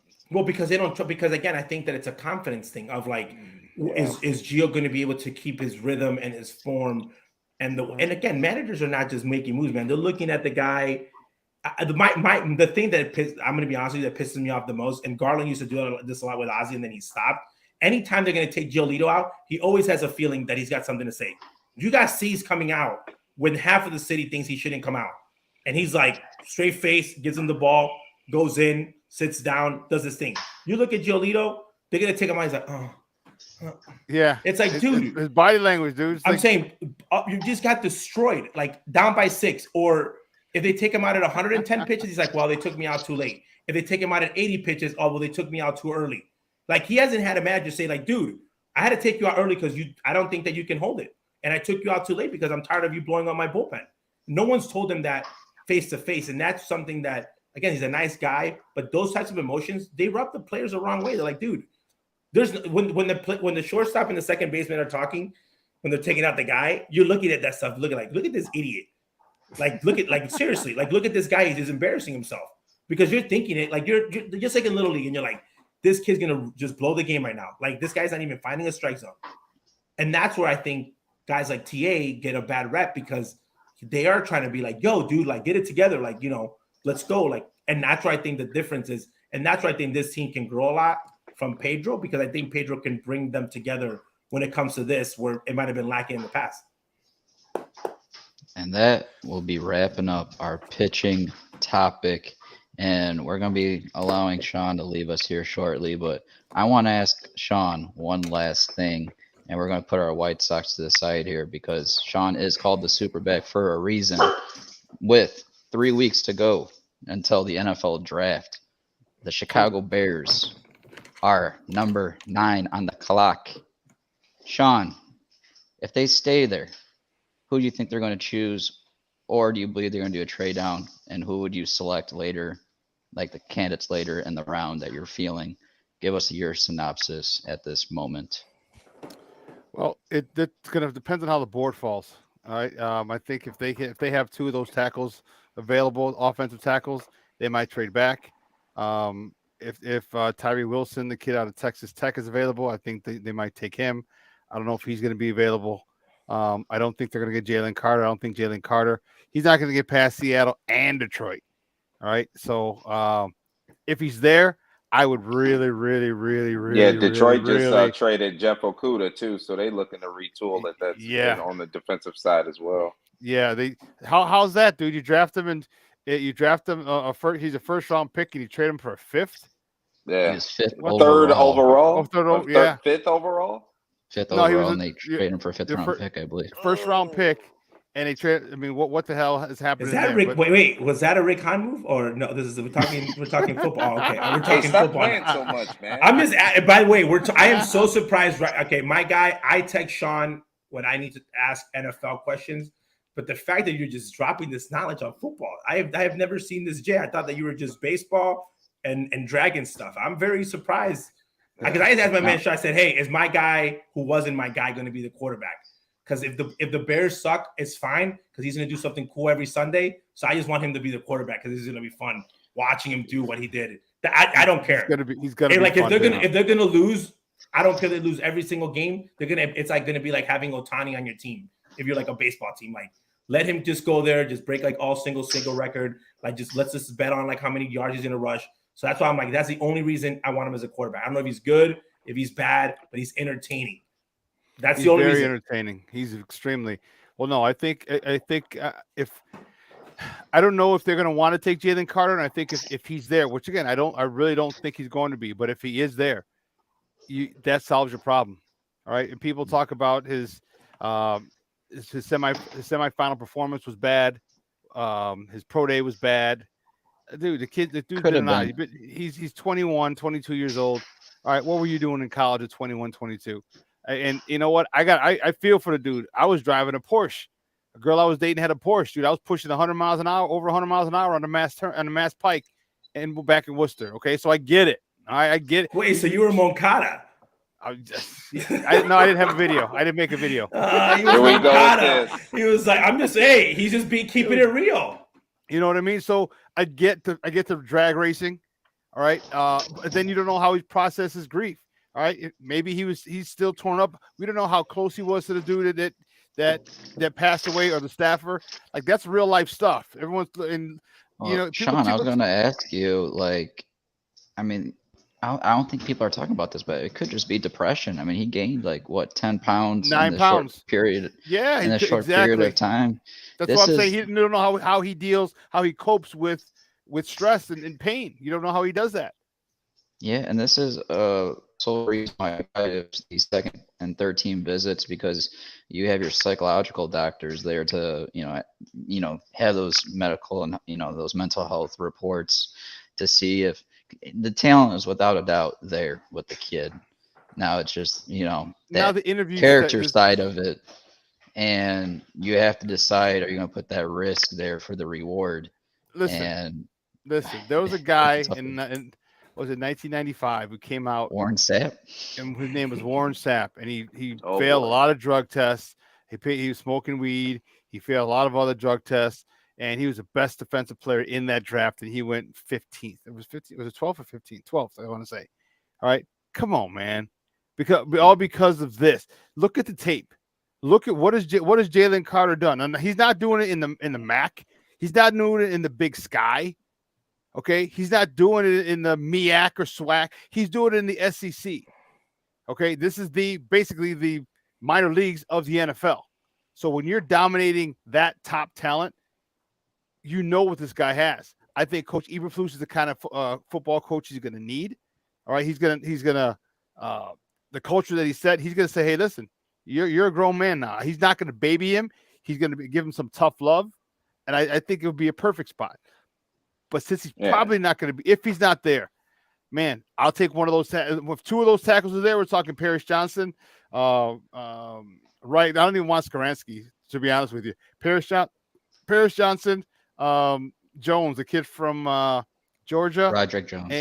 Broderick Jones, or Wright from Tennessee. That either if two of those guys are there, I'm trading back and trying to get one of those there, because Broderick Jones has the biggest upside. Darnell Wright might be the best right now, and Paris Johnson is he's that's a monster right now. He's a monster, but hey, let's not get it twisted. If they don't get them, their other tackle from Ohio State, Deron Jones, he is a monster. He's a beast. I mean, he's like 6'9". Like he'll if he slaps your head, it's coming off your shoulders. He's that nasty. Hey, Sean, I want to talk about just the other side of the line of scrimmage. Now, the Bears are going to need a defensive tackle, somebody inside, somebody who I was pounding the table for, Brian Breesy out of Clemson. You think he'll be a good fit for the squad? But I don't. No, there's other people who I would rather take before him at 9, but he's not far. Van Ness is okay. Hold on. Where did it go? Oh shit, because I have it for my show. Clancy. And Kalijah Cansey is a little light, which I'm okay with. I mean, hell, he's not. What's his name's not that big either. Aaron Donald. So because they're literally the same size. But it's only one Aaron Donald. By the way, you guys both know, Chris and Jay both know the NFL and the Bears picks way better than you guys know your White Sox minor league players. Wow. Oh my God. Oh shit. Because you guys talk about the White Sox players like they're going to be like the next coming up, the greatest thing ever. Yohan Moncada is a very good player. By the way, Yohan Moncada was hold on. Yohan Moncada was always a stud. They made him a second baseman here because he wasn't playing second base when he was in Boston and in Cuba. They made him a second baseman in the White Sox. So let's throw it back. He's a number one prospect. He was a number one prospect coming in. So it wasn't like it wasn't like Rick Hahn woke up and said, "Hey, I found somebody, guys. Find a diamond in the rough." Okay, but Junior and Justin are well balanced. All right, I'm very surprised about the football side. So like when people gave credit to Rick Hahn on like the Yohan Moncada trade, my daughter could have made that trade. He called him. He looked up Baseball America and said, "I'll take Yohan Moncada." Let me get back real quick, Sean. I just want to end this. Who is your top tackle though out of those three? As we wrap this up here. That's a tough one, bro. That is a Mhm. tough one. It all depends on what you want to do. What not what I want to do. It's what Ryan Poles wants to do. If you want someone right now, Paris Johnson or Wright. If you want someone who could potentially be an All Pro, then you go with Jones from Georgia. Georgia's got the biggest upside. I think Paris Johnson has the highest floor. I think Wright might be Wright or Johnson would be best for now. And if you're looking for him to be a Pro Bowler year 3 or 4, and then from then on, then you go take Jones from Georgia. So if like I said, if two of those guys are still there, then yeah, I would trade back and try and get one of, and I'll get one of them. Most likely get one of them. So I think that's the way to go. Or dependent, but also here's the thing: if a guy on defense is still there that you have rated higher than him, because I say in the top 4 picks, take 1 offensive lineman and 3 defensive players. 3 defensive players. I think that you got to go defense. I think because they got 3 picks in 11 slots. They got 53, 61, and 64. All right. Mhm. My biggest issue with that is that you don't pick from 9 to 53. That's over a whole round of not picking. And the value this year is in the second round. So if they can jump back up into that second round or back in, I didn't want to back because I still want that first round pick.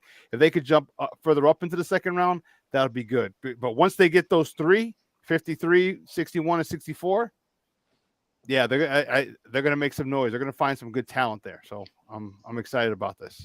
And then let's not forget, they're number 1 on the waiver wire too. So when people start getting cut, Bears have the first right of refusal. So you might be able to get a D tackle. If you don't get a guy you want, you maybe get someone off the waiver wire. You might be able to get someone at another linebacker or the corner that you're looking. You get one more corner, this secondary is going to be one of the best in the NFL. They're really good now. They'll be one of the best in the NFL. So let's not forget that part. Well, everybody, this is Sean Sierra, the Superback. Sean, go ahead and give us, any shout outs you want or promote what you got going. I give you the floor. Appreciate it, guys. You can follow me at Sports Zone Chicago on Facebook, YouTube, Instagram, and we have our own Roku channel. We're at Sports Zone Chicago. We have our own Roku channel. So if you have a Roku television in the house, okay, you can download the Sports Zone Chicago tile and check us out live on the big screen. Follow me at the Sean Sierra. You see that's Facebook, Twitter, Instagram, Snapchat, and TikTok. I know. I'm a 50-year-old TikToker, but you got to do it for this business. Hey, if you want to follow me, you can follow me at the Sean Sierra. So we also have a mobile app you can download. So go to the app wherever you get your apps from. You can download it, take us with you on the go. We got tons of articles in there, all the shows in there. So there's no way that you can say I didn't know where to find you guys. Sports Zone Chicago on YouTube. Download the mobile app. Sports Zone Chicago on Roku. All right. And Twitter, Sports Zone Shy, CA. I don't know who the hell took Sports Zone Chicago. Like, really? I was a little annoyed by that, but we had to go Sports Zone Shy. That's where you can find us. Hey, don't feel bad because on Twitter we had to do Blackout Show Shy because someone, with the show, the Blackout caused issues. I did see that. So, Sean, so do you think this is gonna be a hard one for you? Who gets a ring first? The Sox or the Bears? I'm not saying a ring. Who makes it back to not the championship, because that's a long run. Conference championship? Who makes it back to like a conference championship semifinals, like an American League championship? ALCS or the NFC championship? Between that and the Bears. Bears? Yeah. Damn. And that hurts. And that really hurts. You know why, Jay? Because I'm a Bears fan. Deep down inside, that's the only team in Chicago that I love. That's the only team that's the only team. You want to know what team gets me that I root for? That one. I would trade a Bears Super Bowl for 30 seasons of the White Sox winning or losing. Damn. Listen, you know what's really scary, and I said this on my show, is watch out for that stupid team on the north side. Like they've built a culture. They brought in some World Series veterans, Gold Glovers. I'm sick You to got, my stomach right dude. now, bro. You're telling me. So what's worse, Sean? We're playing this game. What's worse? The Cleveland Guardians making it to the World Series and potentially winning it, or somebody in the Central, or the Cubs having a better record than the White Sox in 2023, which they do today, by the way, 6-4, better than the Sox record. What would be more painful? The Cubs having a better record than the Sox. Yeah, that's you guys. Everybody's on that same boat. Yeah, no, like dead ass. I would rather the Minnesota Twins go to the ALCS than the Cubs. And that's fine. I was just asking because I've been telling everybody, okay, this White Sox team still to this day, and I told Sean this early on, this team could. And by the way, we talked about this as a family when Ozzy was interviewing. People think that when Ozzy was interviewing, we were just like, oh, this is the greatest job ever. We're like, this is awesome. It's going to be a lot of money, so it's worth the headaches. But this is the list. We have a list of all the things that we were worried about. And a lot of these things are still happening, the injuries. So like when you're looking at the list, it was not an easy job for any manager to take. But when you're looking at the list and then you look at where they can end up, and then you look at how the Cubs are playing and the division that they're in, and it's like the Sox, if they end up being like what everyone potentially dreams of them being, they're like 15 games better than them. But if they are what they've been playing as of like the last couple of years, the Cubs might end up with a better record. And that's scary. That's what, man, I'm telling you, that's what I said. I said, here's why. David Ross, Grandpa Rossi, he's developed that culture. Look at how many games the Cubs, and the Cubs sucked last year, all right? But it wasn't because they didn't try, all right? It's because of the culture. Those guys were running through brick walls for that Joker, man. He just didn't have any talent, all right? He didn't have any. They very rarely got blown out. Okay, they won a lot of games they probably shouldn't have won. All right, they're in a lot more games than they should have been in. Okay, then he brings Hosmer, he brings Dansby, he brings Bellinger, he brings Trey Boom Boom Mancini. All right, he got some talent there. All right, Bellinger had an RBI double the other day. Like, dude, this guy is. I'm telling you, what Bellinger is going to have one hell of a year, and I'm going to be so mad because I'm scared.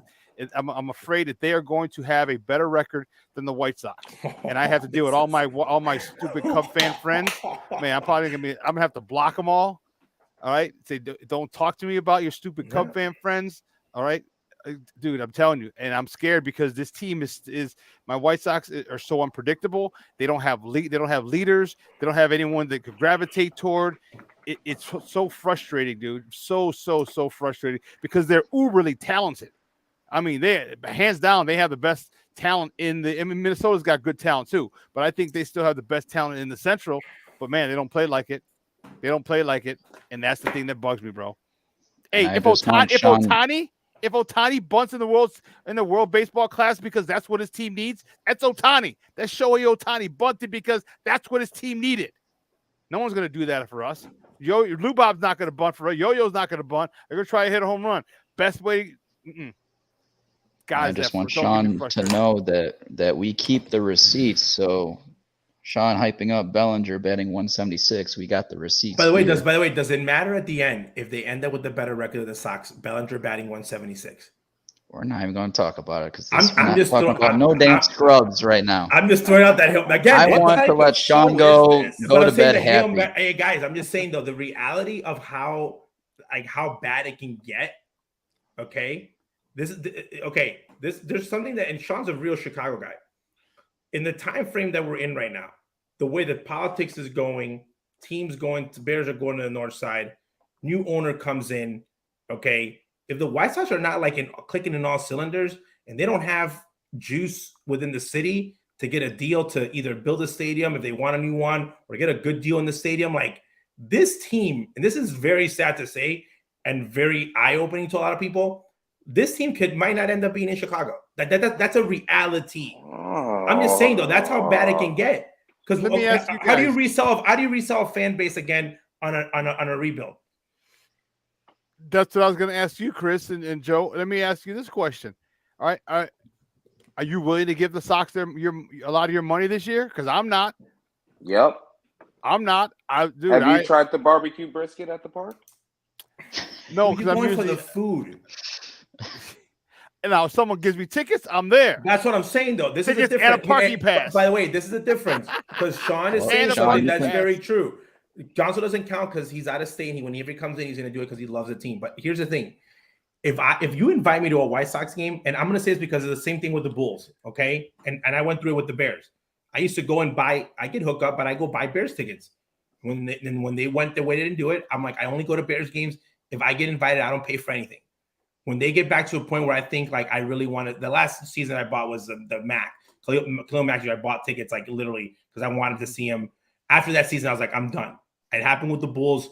I feel like fans will go if like you invite me. Like I'm like, hey, Sean, I got a bunch of tickets. Let's go to the game. You're going to be hooked up. He's like, oh, hell yeah. Who doesn't want to go watch baseball? But like, are you like waiting and saying, man, Minnesota's coming into town. Like, I have to get tickets. I just went on the other day and got Cubs Sox tickets like it was nothing. Like, I'm like, wait, there's Cubs Sox tickets available? Still? Yeah. Yeah, like 8 years ago, you would have never, you could have taken, they came out, you could have bro. closed a deal. you could have, I had people calling me 7 months before, hey man, I'll do whatever you want. Please give me Cubs Sox ticket, because the team was at that point. And now, and you get the feeling at the stadium and opening day, and I told you that people in opening day are having fun because they're back in the stadium and they could care less about the score. They're out drinking, eating the food, enjoying it. Does not mean that they're there for the attacking me, Ozzy? No, I was the same way. No, but you watching me? But it was, people were like, compared to the last opening day, Sean, where everybody was like, we're going to the World Series. People were like, you know what? We're having a good time. It is what it is. Let's see what happens. That's changed. So that also affects the money of you going in, which affects free agency signings, which again affects a lot of things. So I think that this season, and they need to be realistic, because I think the biggest mistake, and Sean and I have talked about this on the show, was they let Jose Abreu walk. And what I mean walk is that they let him stay till the end and that got nothing in return. If you're going to let that happen, you sign that. You know that you have a deal for him, that you're signing him. You have a backdoor deal. Something's been talked about. They dropped the ball on that. So there's a lot of guys on this roster today that if the White Sox are not in a situation, okay, where they are competing, that they need to decide and say, hey, do we part ways with these guys and try to fix this problem before you have the Birmingham project at 100% and you're in a full rebuild mode for another 3-4 years. And now you're, by the way, now you're year 7. Now you're 7 years into this. Now you're flirting with 10 years of like irrelevancy. That's what I don't want, because I cover the White Sox. I don't want to have another year of us watching. Dude, we used to watch Pantera highlights on NBC Sports when he was like in AA and AAA, because what was on the TV was unwatchable. And we talk about Moncada, and we talk about Pantera, and we talked about Ricky's Boys Don't Quit, and we talk, and I don't want to go back to that. Like, I want to keep trying to compete and have this us against Minnesota and the Cleveland. That's what I want. Like, I want competition. So I'm very scared of like what can happen, because I know that they're not opening up another $100 million for the team to spend. I don't see that happening. So this is very important how they start playing baseball. Yep, absolutely true. So now, Sean, you'll see me at games. See me at games, fellas. If I get tickets from someone else, a couple of Miller Lite reps, my guy from Output, Eddie's, his reps go, hey, I got tickets. They're good. I'm there. But I've given too much money. I paid too much parking. Dude, it was it's $30 now. I had to do the Suburban thing, and I'm embarrassed. But I took the train in, the Metro. I was like, oh my gosh, smart man. Hey, don't be embarrassed. I love that Metro. Underutilized. By the way, one of the most underutilized. By the way, one of the most underutilized features of that stadium. And again, that stadium is awesome when it's rocking. But again, I think that it's very important. Like the fans, I think that the fans are being a little bit more realistic, and now it's being like a joke, like, oh, we're hurt again. And like I feel like they go through the motions. And if these guys are not up and running, man, we might hold. I really hope. And I said this before. I said it's not Pedro Grifol and his staff. I think they should be the staff for the next 4 years. I think the old man needs to go up in the front office and say, you guys are all gone. I'm bringing in somebody else to make this cleanup. Because I really don't think that they deserve to do the rebuild 2.0. I really don't. And we will get to that. But Sean, Sierra, the Superback, thank you for joining us. Thank you, man. I appreciate it, man.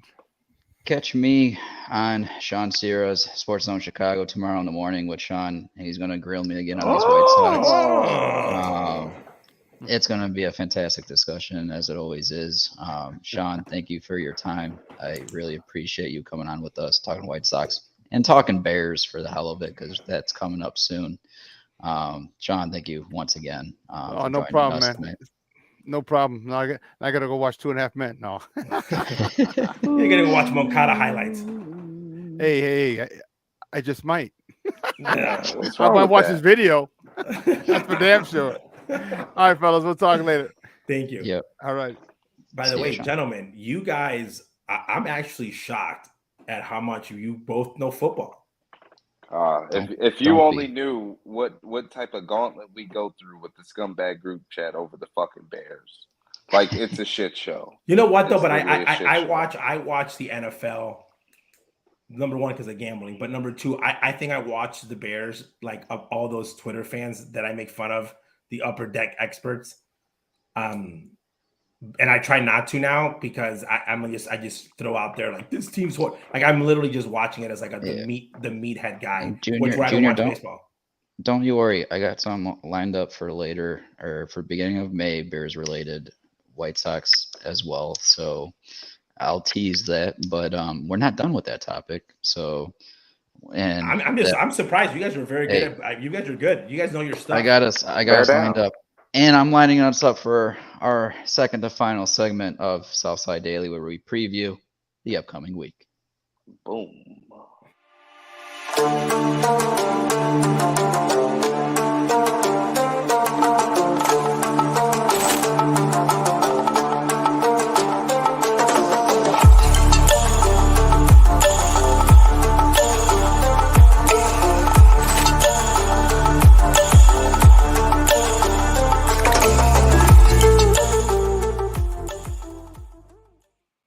All right, this is Southside Daily, and we start off the week with 2 games left of the series in Minnesota. One of those 2 games was today, and it was Lynn versus Lopez.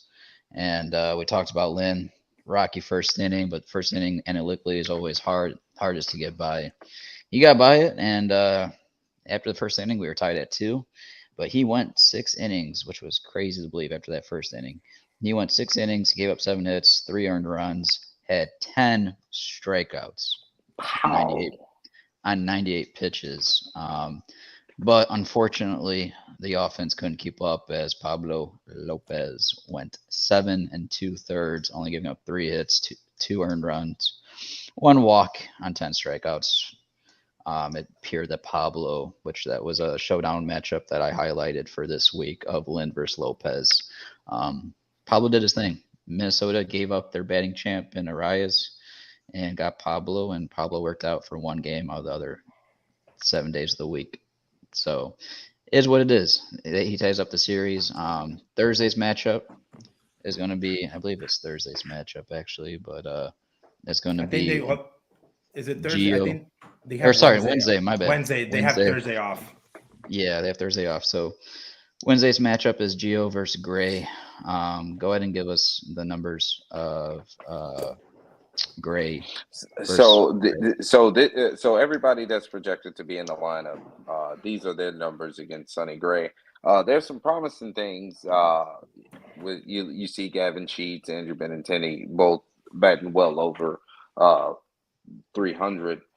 You know Griffol's going to stack the lineup with left-handed bats. That's what you want to do against a guy like Sonny Gray. You want to make sure that he isn't able to get to the back foot, because with him throwing over the top, breaking balls, that's what he's going to want to do.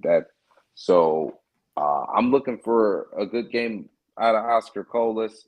He looked like dog shit tonight with runners in scoring position. It looked like a couple of at-bats have eroded. So I'm going to keep a close eye on him versus Sonny and the rest of Minnesota bullpen. I want to see if he can catch in runners in score position and win me a series, Gonzo.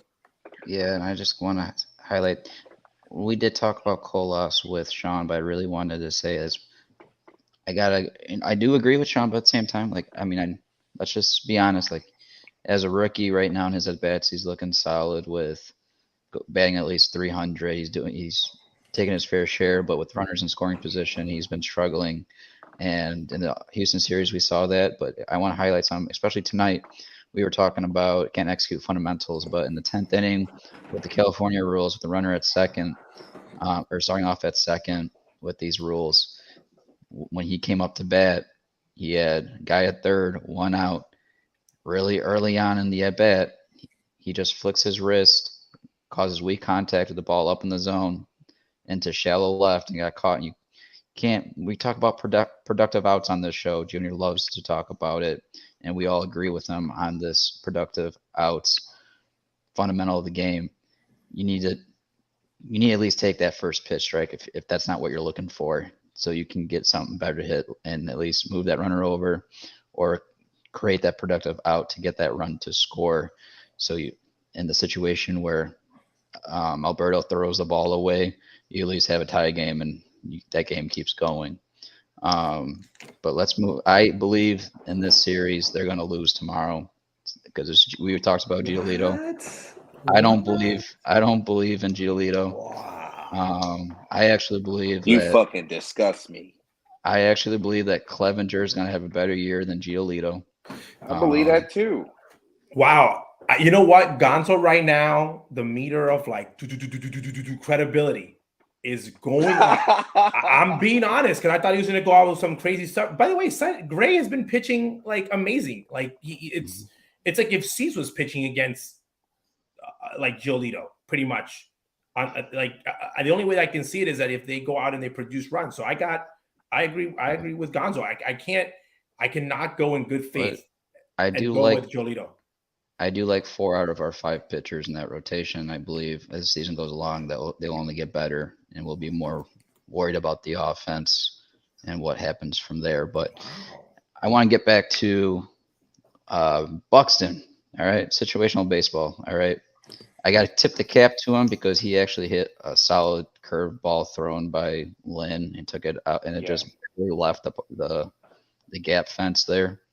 But yeah, situational baseball with for this next game here tomorrow. You gotta be careful, pitching around him in situations. But I'm not gonna blame Lynn for that pitch that he threw to him because that was a solid pitch that sometimes the hitter just beats you, and that just ended up being the case. But we move on. We move forward. We have a 3-game series versus Baltimore. You're gonna have Clevenger versus Wells on Friday.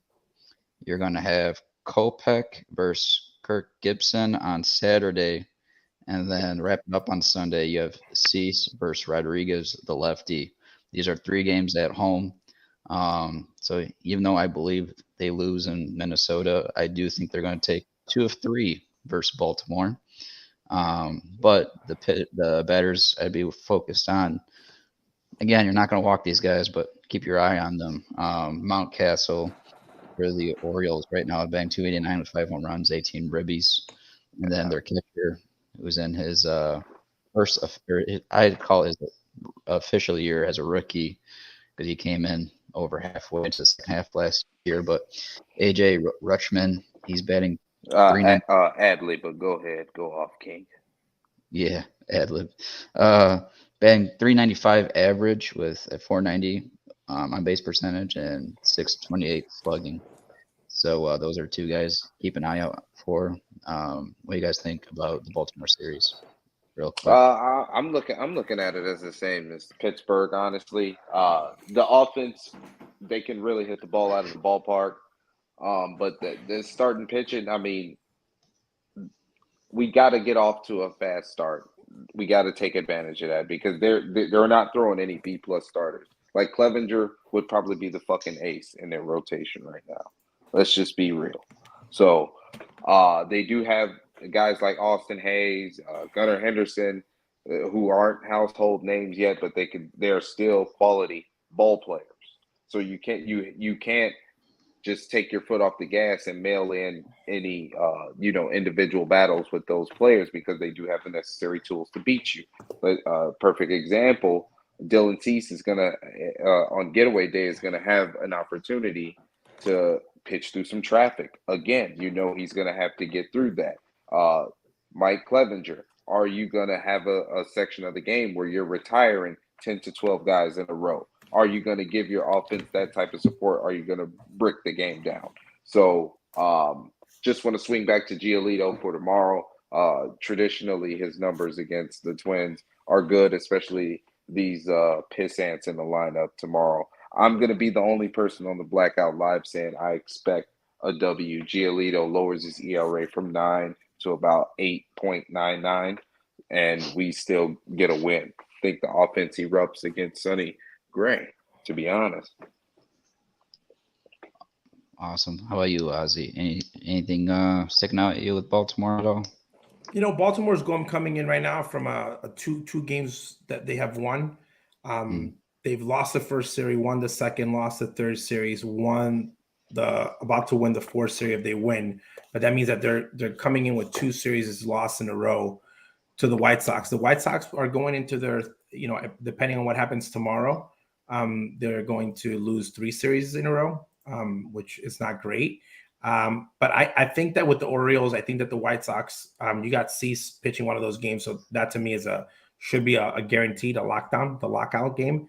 I also think that they face Clevenger, in my opinion, right now, the second best pitcher on the Sox when in the first 3 weeks. So I think that they actually win that series. They potentially could sweep depending if they get hot. But I got them in, from what's left. I don't know if we're going to go all the way to that Monday, but I got the White Sox at 500. Again, I think that they win the Orioles series, the first series won after 3 losses. And then that first game against the Phillies, I actually got them losing it. So that's why I got them at 500 at 3-3 for the week. So Junior, which is not horrible. We will cover that first game right now. So we actually go on the road to Philadelphia to start off that series, and we're going to preview that game right now.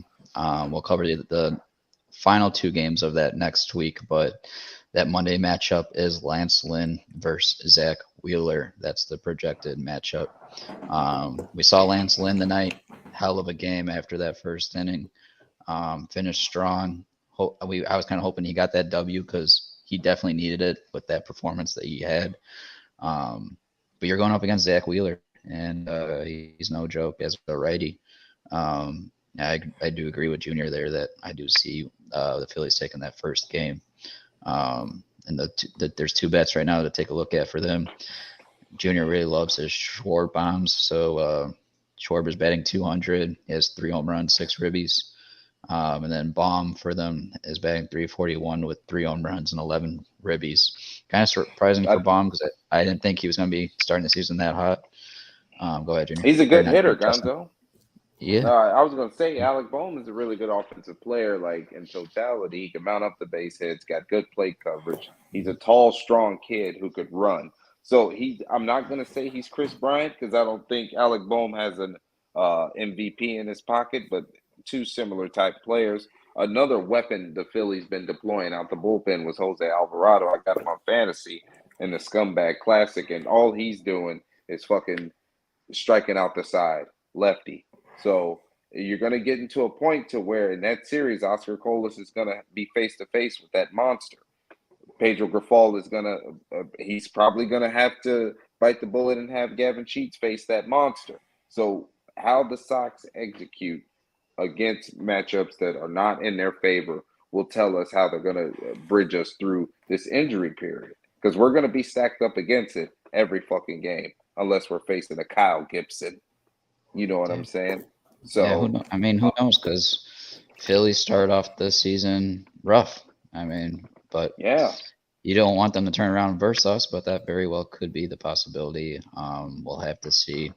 And it's just 1 game for that series, and hopefully the Sox bounce back in that series later into week 4 next week. But that is the wrap to the Southside Daily, and that brings us to our picks. This is the worst fucking segment of my life. Thank you, Tim Anderson, but go ahead. This is the weekly picks.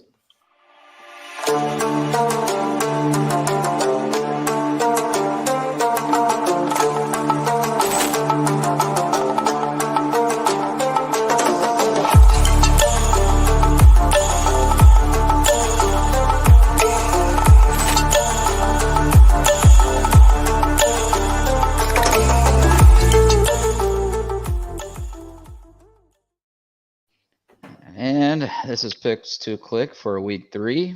I'm just going to break it to you. Yes, I won last week. I'm just going to break it to you. with Oh, you won with Cease, and with again Dylan Cease. Yes. had the week been extended to today, I think that with the home run that Pantera got, he would have made a run for it. But no, Cease got it.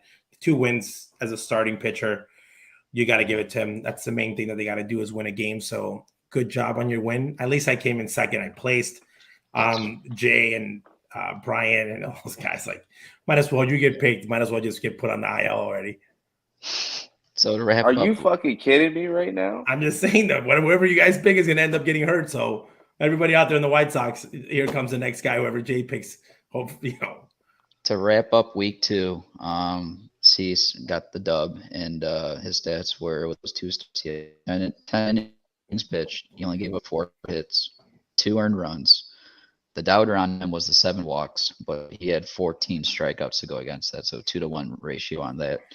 And then with the 2 wins he had, he got the win for last week. But Junior did come in second with Luis Robert, who went 19 for 22 with 3 home runs. Or sorry, with 3 runs, 2 home runs, and 8 ribbies. Did you say 19 for 22? Yeah, how do you? And I lost. And I lost. What the?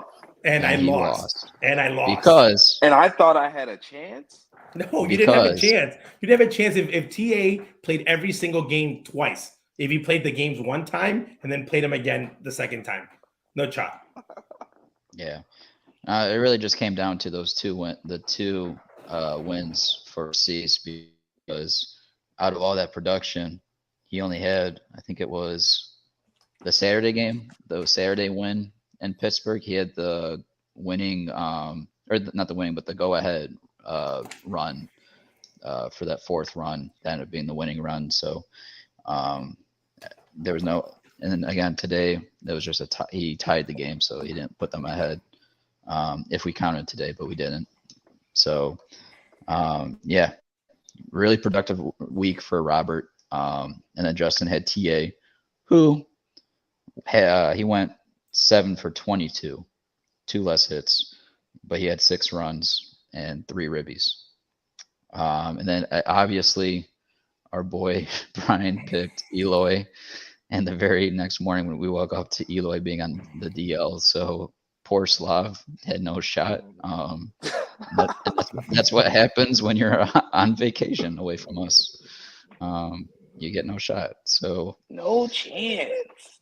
Now with a fresh week, the order is actually the same as last week. It's going to go me, or no, it's going to be a slight change. It'll be me first, Junior, and then Justin and Slav. For the first pick, Cease is off the board, so I can't pick him for 1 start this week. So I'm going to go with the guy that is hot on offense. I'm going to go with Luis Robert Jr. Now, do you guys want to use today's stats for this week or just start fresh tomorrow? No, I think we start fresh tomorrow. Okay. I'm okay. This man is going to pick Luis Robert and then going to want to piggyback his stats the rest of the week. What type? I don't know, because if you guys game is this? If you guys pick Vaughn, you can go ahead and use his 2 ribbies that he had. So nah, we'll go fresh start from tomorrow. Okay. All right, and then it'll be Wednesday through Monday, right? For our yes, yes. Okay, so I pick Robert. Go ahead, Junior. What you got? You know what? I've been debating between these 2 players because I know whoever I pick is just going to have a great week, and I'm going to have to hear it. So I was thinking catcher and not Sevy, but then I thought about it. You know what? He needs the Rake Club, the Andrew Vaughn Rake Club. I'm going with Andrew Vaughn. I like the game that he had. I think that he is going to have a good series, even though that doesn't help out. I'm going to go with the crazy eyes. I'm going to go with my guy Andrew Vaughn. My first Caucasian pick of the season. I stopped riding the Latino. I stopped riding the Latino train because I could have gone with my guy Moncada, but I'm not 100% sure if he is going to be active and how active he's going to be. So I got Andrew. I think that he's going to have himself a good series. I like his matchups against the Baltimore staff. Same things with the Phillies, except the bullpen. But I like Andrew. He looked great today. So I know we're not counting those stats, but I think he's due for a good week. All right, Justin, who you got? Well, Andrew Benintendi. He's I hurt. feel like you can't be as bad as this, and you're gonna pick me up off the snide, Andrew Benintendi. So I'm going biceps. I'm very confident, as you can see in my body language and my voice. There goes Andrew Benintendi's tweet. Is somebody's pager going off? It's Andrew Benintendi's. That's the doctor's pager saying, "Let's go get Andrew Benintendi. He just got hurt." That's his That is life alert. actually Yeah, Jay That just is- picked him for pick to click. He's getting hurt. that was actually my stove for my dinner that is ready here shortly. But actually, Slav will be giving some picks tonight, and you, Justin, took his first option in Beautiful. Andrew Benintendi. So Benintendi is off the board. Does anyone want to guess who his second option is? that he's Gavin going with? Sheets. It's not Sheets. What about you, Junior? What's your guess? I'm thinking Grandal. Not Grandal either. Breaking news. Cancer. Slavko's making his pick, and he is going with Dad Power. Jake Burger. With Burger? Well, that was by the way. Thank you, Slav, for picking Jake Burger. So, chat, this is the picks for the week. I'm going with Burger might end up Robert. in the IL too. Jesus Christ. Junior's Like a going voodoo with doll. Vaughn. He's like a voodoo doll. Justin's going with Andrew Benintendi. And Slav, who's on vacation right now, is going to be going with Jake Burger. And that Well is our balanced. picks. That is well balanced. Guys, we're going to go to our last part of this segment, and we're going to take a look here at the matchup tomorrow. And Junior, is there anything for any bets out there that you're looking at for this matchup at all? You know what? For the matchup, I'm definitely I haven't seen the line, which I gotta put it, but I want to say that with Giolito and Gray going in, and I'm gonna pull it up right now to see what the official line is. You definitely got to look at the strikeouts. Today's game with Lance Lynn and Pablo, I think over 22 strikeouts, which is a lot for both sides. So I think that there's always like an intimidation factor, like again from an offensive side with both teams. So it's Gray. If you do believe that the White Sox are going to pull this victory off, it's at plus money. Okay. Mhm. But I do believe that if the Twins win, it's going to be in the upward. So I'm taking the over on the runs on 8.5. Okay. I think that's going to be my first bet on tomorrow's game. And I'm also going, I'm going first inning under 0.5 runs. There's going to be no runs scored in the first inning. And then batter props, I'm going with one that we have not had. I'm going with Andrew Benintendi actually going over, okay, on a stolen base. He is at plus 450 right now. Okay, I love those odds. If Andrew Benintendi gets on, he will be running, especially with the Moncada being out, TA being out. He's probably the fastest guy in the lineup right now from the sense of running. So I got him going on there. And then I'm going to go with a crazy bet. This is going to be, don't bet it because it probably won't hit, but I might take it since he is my pick to click. I'm going Andrew Vaughn going deep. Off Sonny Gray? You think it'll be off Sonny Gray? I don't know if it's going to be off of Sonny Gray, but I like it. It's at plus 850 Look, right now. Gonzo's about to queef right now. I'm just saying though, it's at plus 800. But again, you can bet that one. But also, here's a better bet. Okay, for the safer bet, total bases. And again, I gotta bet Andrew Vaughn because he is my pick to click. Over 1.5 total bases is at plus 250. I'm taking that for sure. Well, I think I'll go with you. I think if he is going to hit the homer, it's going to be off of Sonny Gray's slider. I think if they score any runs off of Sonny Gray, it's going to be obviously off of Sonny. I think if Vaughn's going to do it, and then there's from the pitching point when we're talking about strikeouts, the over on 5.5 strikeouts for Lucas Giolito is at plus money. I like that one. Again, I think that Minnesota's good offensively, but they swing and miss. And then the over on the 4.5 on Sonny Gray. I'm taking the over on that on the strikeouts, just because again they just allow a lot of strikeouts on both sides. So that's what I got. I'm actually surprised though when you said that no one's going to score in the first inning, because especially with Gio pitching, I thought for sure. I like the odds. It's at plus money. Again, I think if I like that over, because obviously from the money standpoint, if I do bet the Twinkies to win, it's going to be at the -1.5 run score. That means I have to win by 2. But if you do have an incline on the Sox winning, keep an eye on that line, because it's pretty large for the Sonny Gray winning the game and not Giolito or the Sox. So if you want to ride with the White Sox on a game that they're going to steal, and again, if they steal this game, that means that the record at the end of the week, instead of being 3-3, it would be 4-2, and that would put the record at 9-10 instead of 8-10 by April 17th. Only one game under 500 halfway through a month, where we said if the White Sox play 500 baseball, it should be decent because of the strength of the schedule in the month of April. So not completely horrible from a standpoint of records. What optimism from Sox fans? No, I'm just saying though, like when we looked at the schedule in April, we said 500 would be a good number for them to survive in April with a 500. So right now they're only 2 games under 500. If they pull that victory off and our prediction stays the same, which last week it didn't, we predicted them to be 7-3. Don't believe that was the record.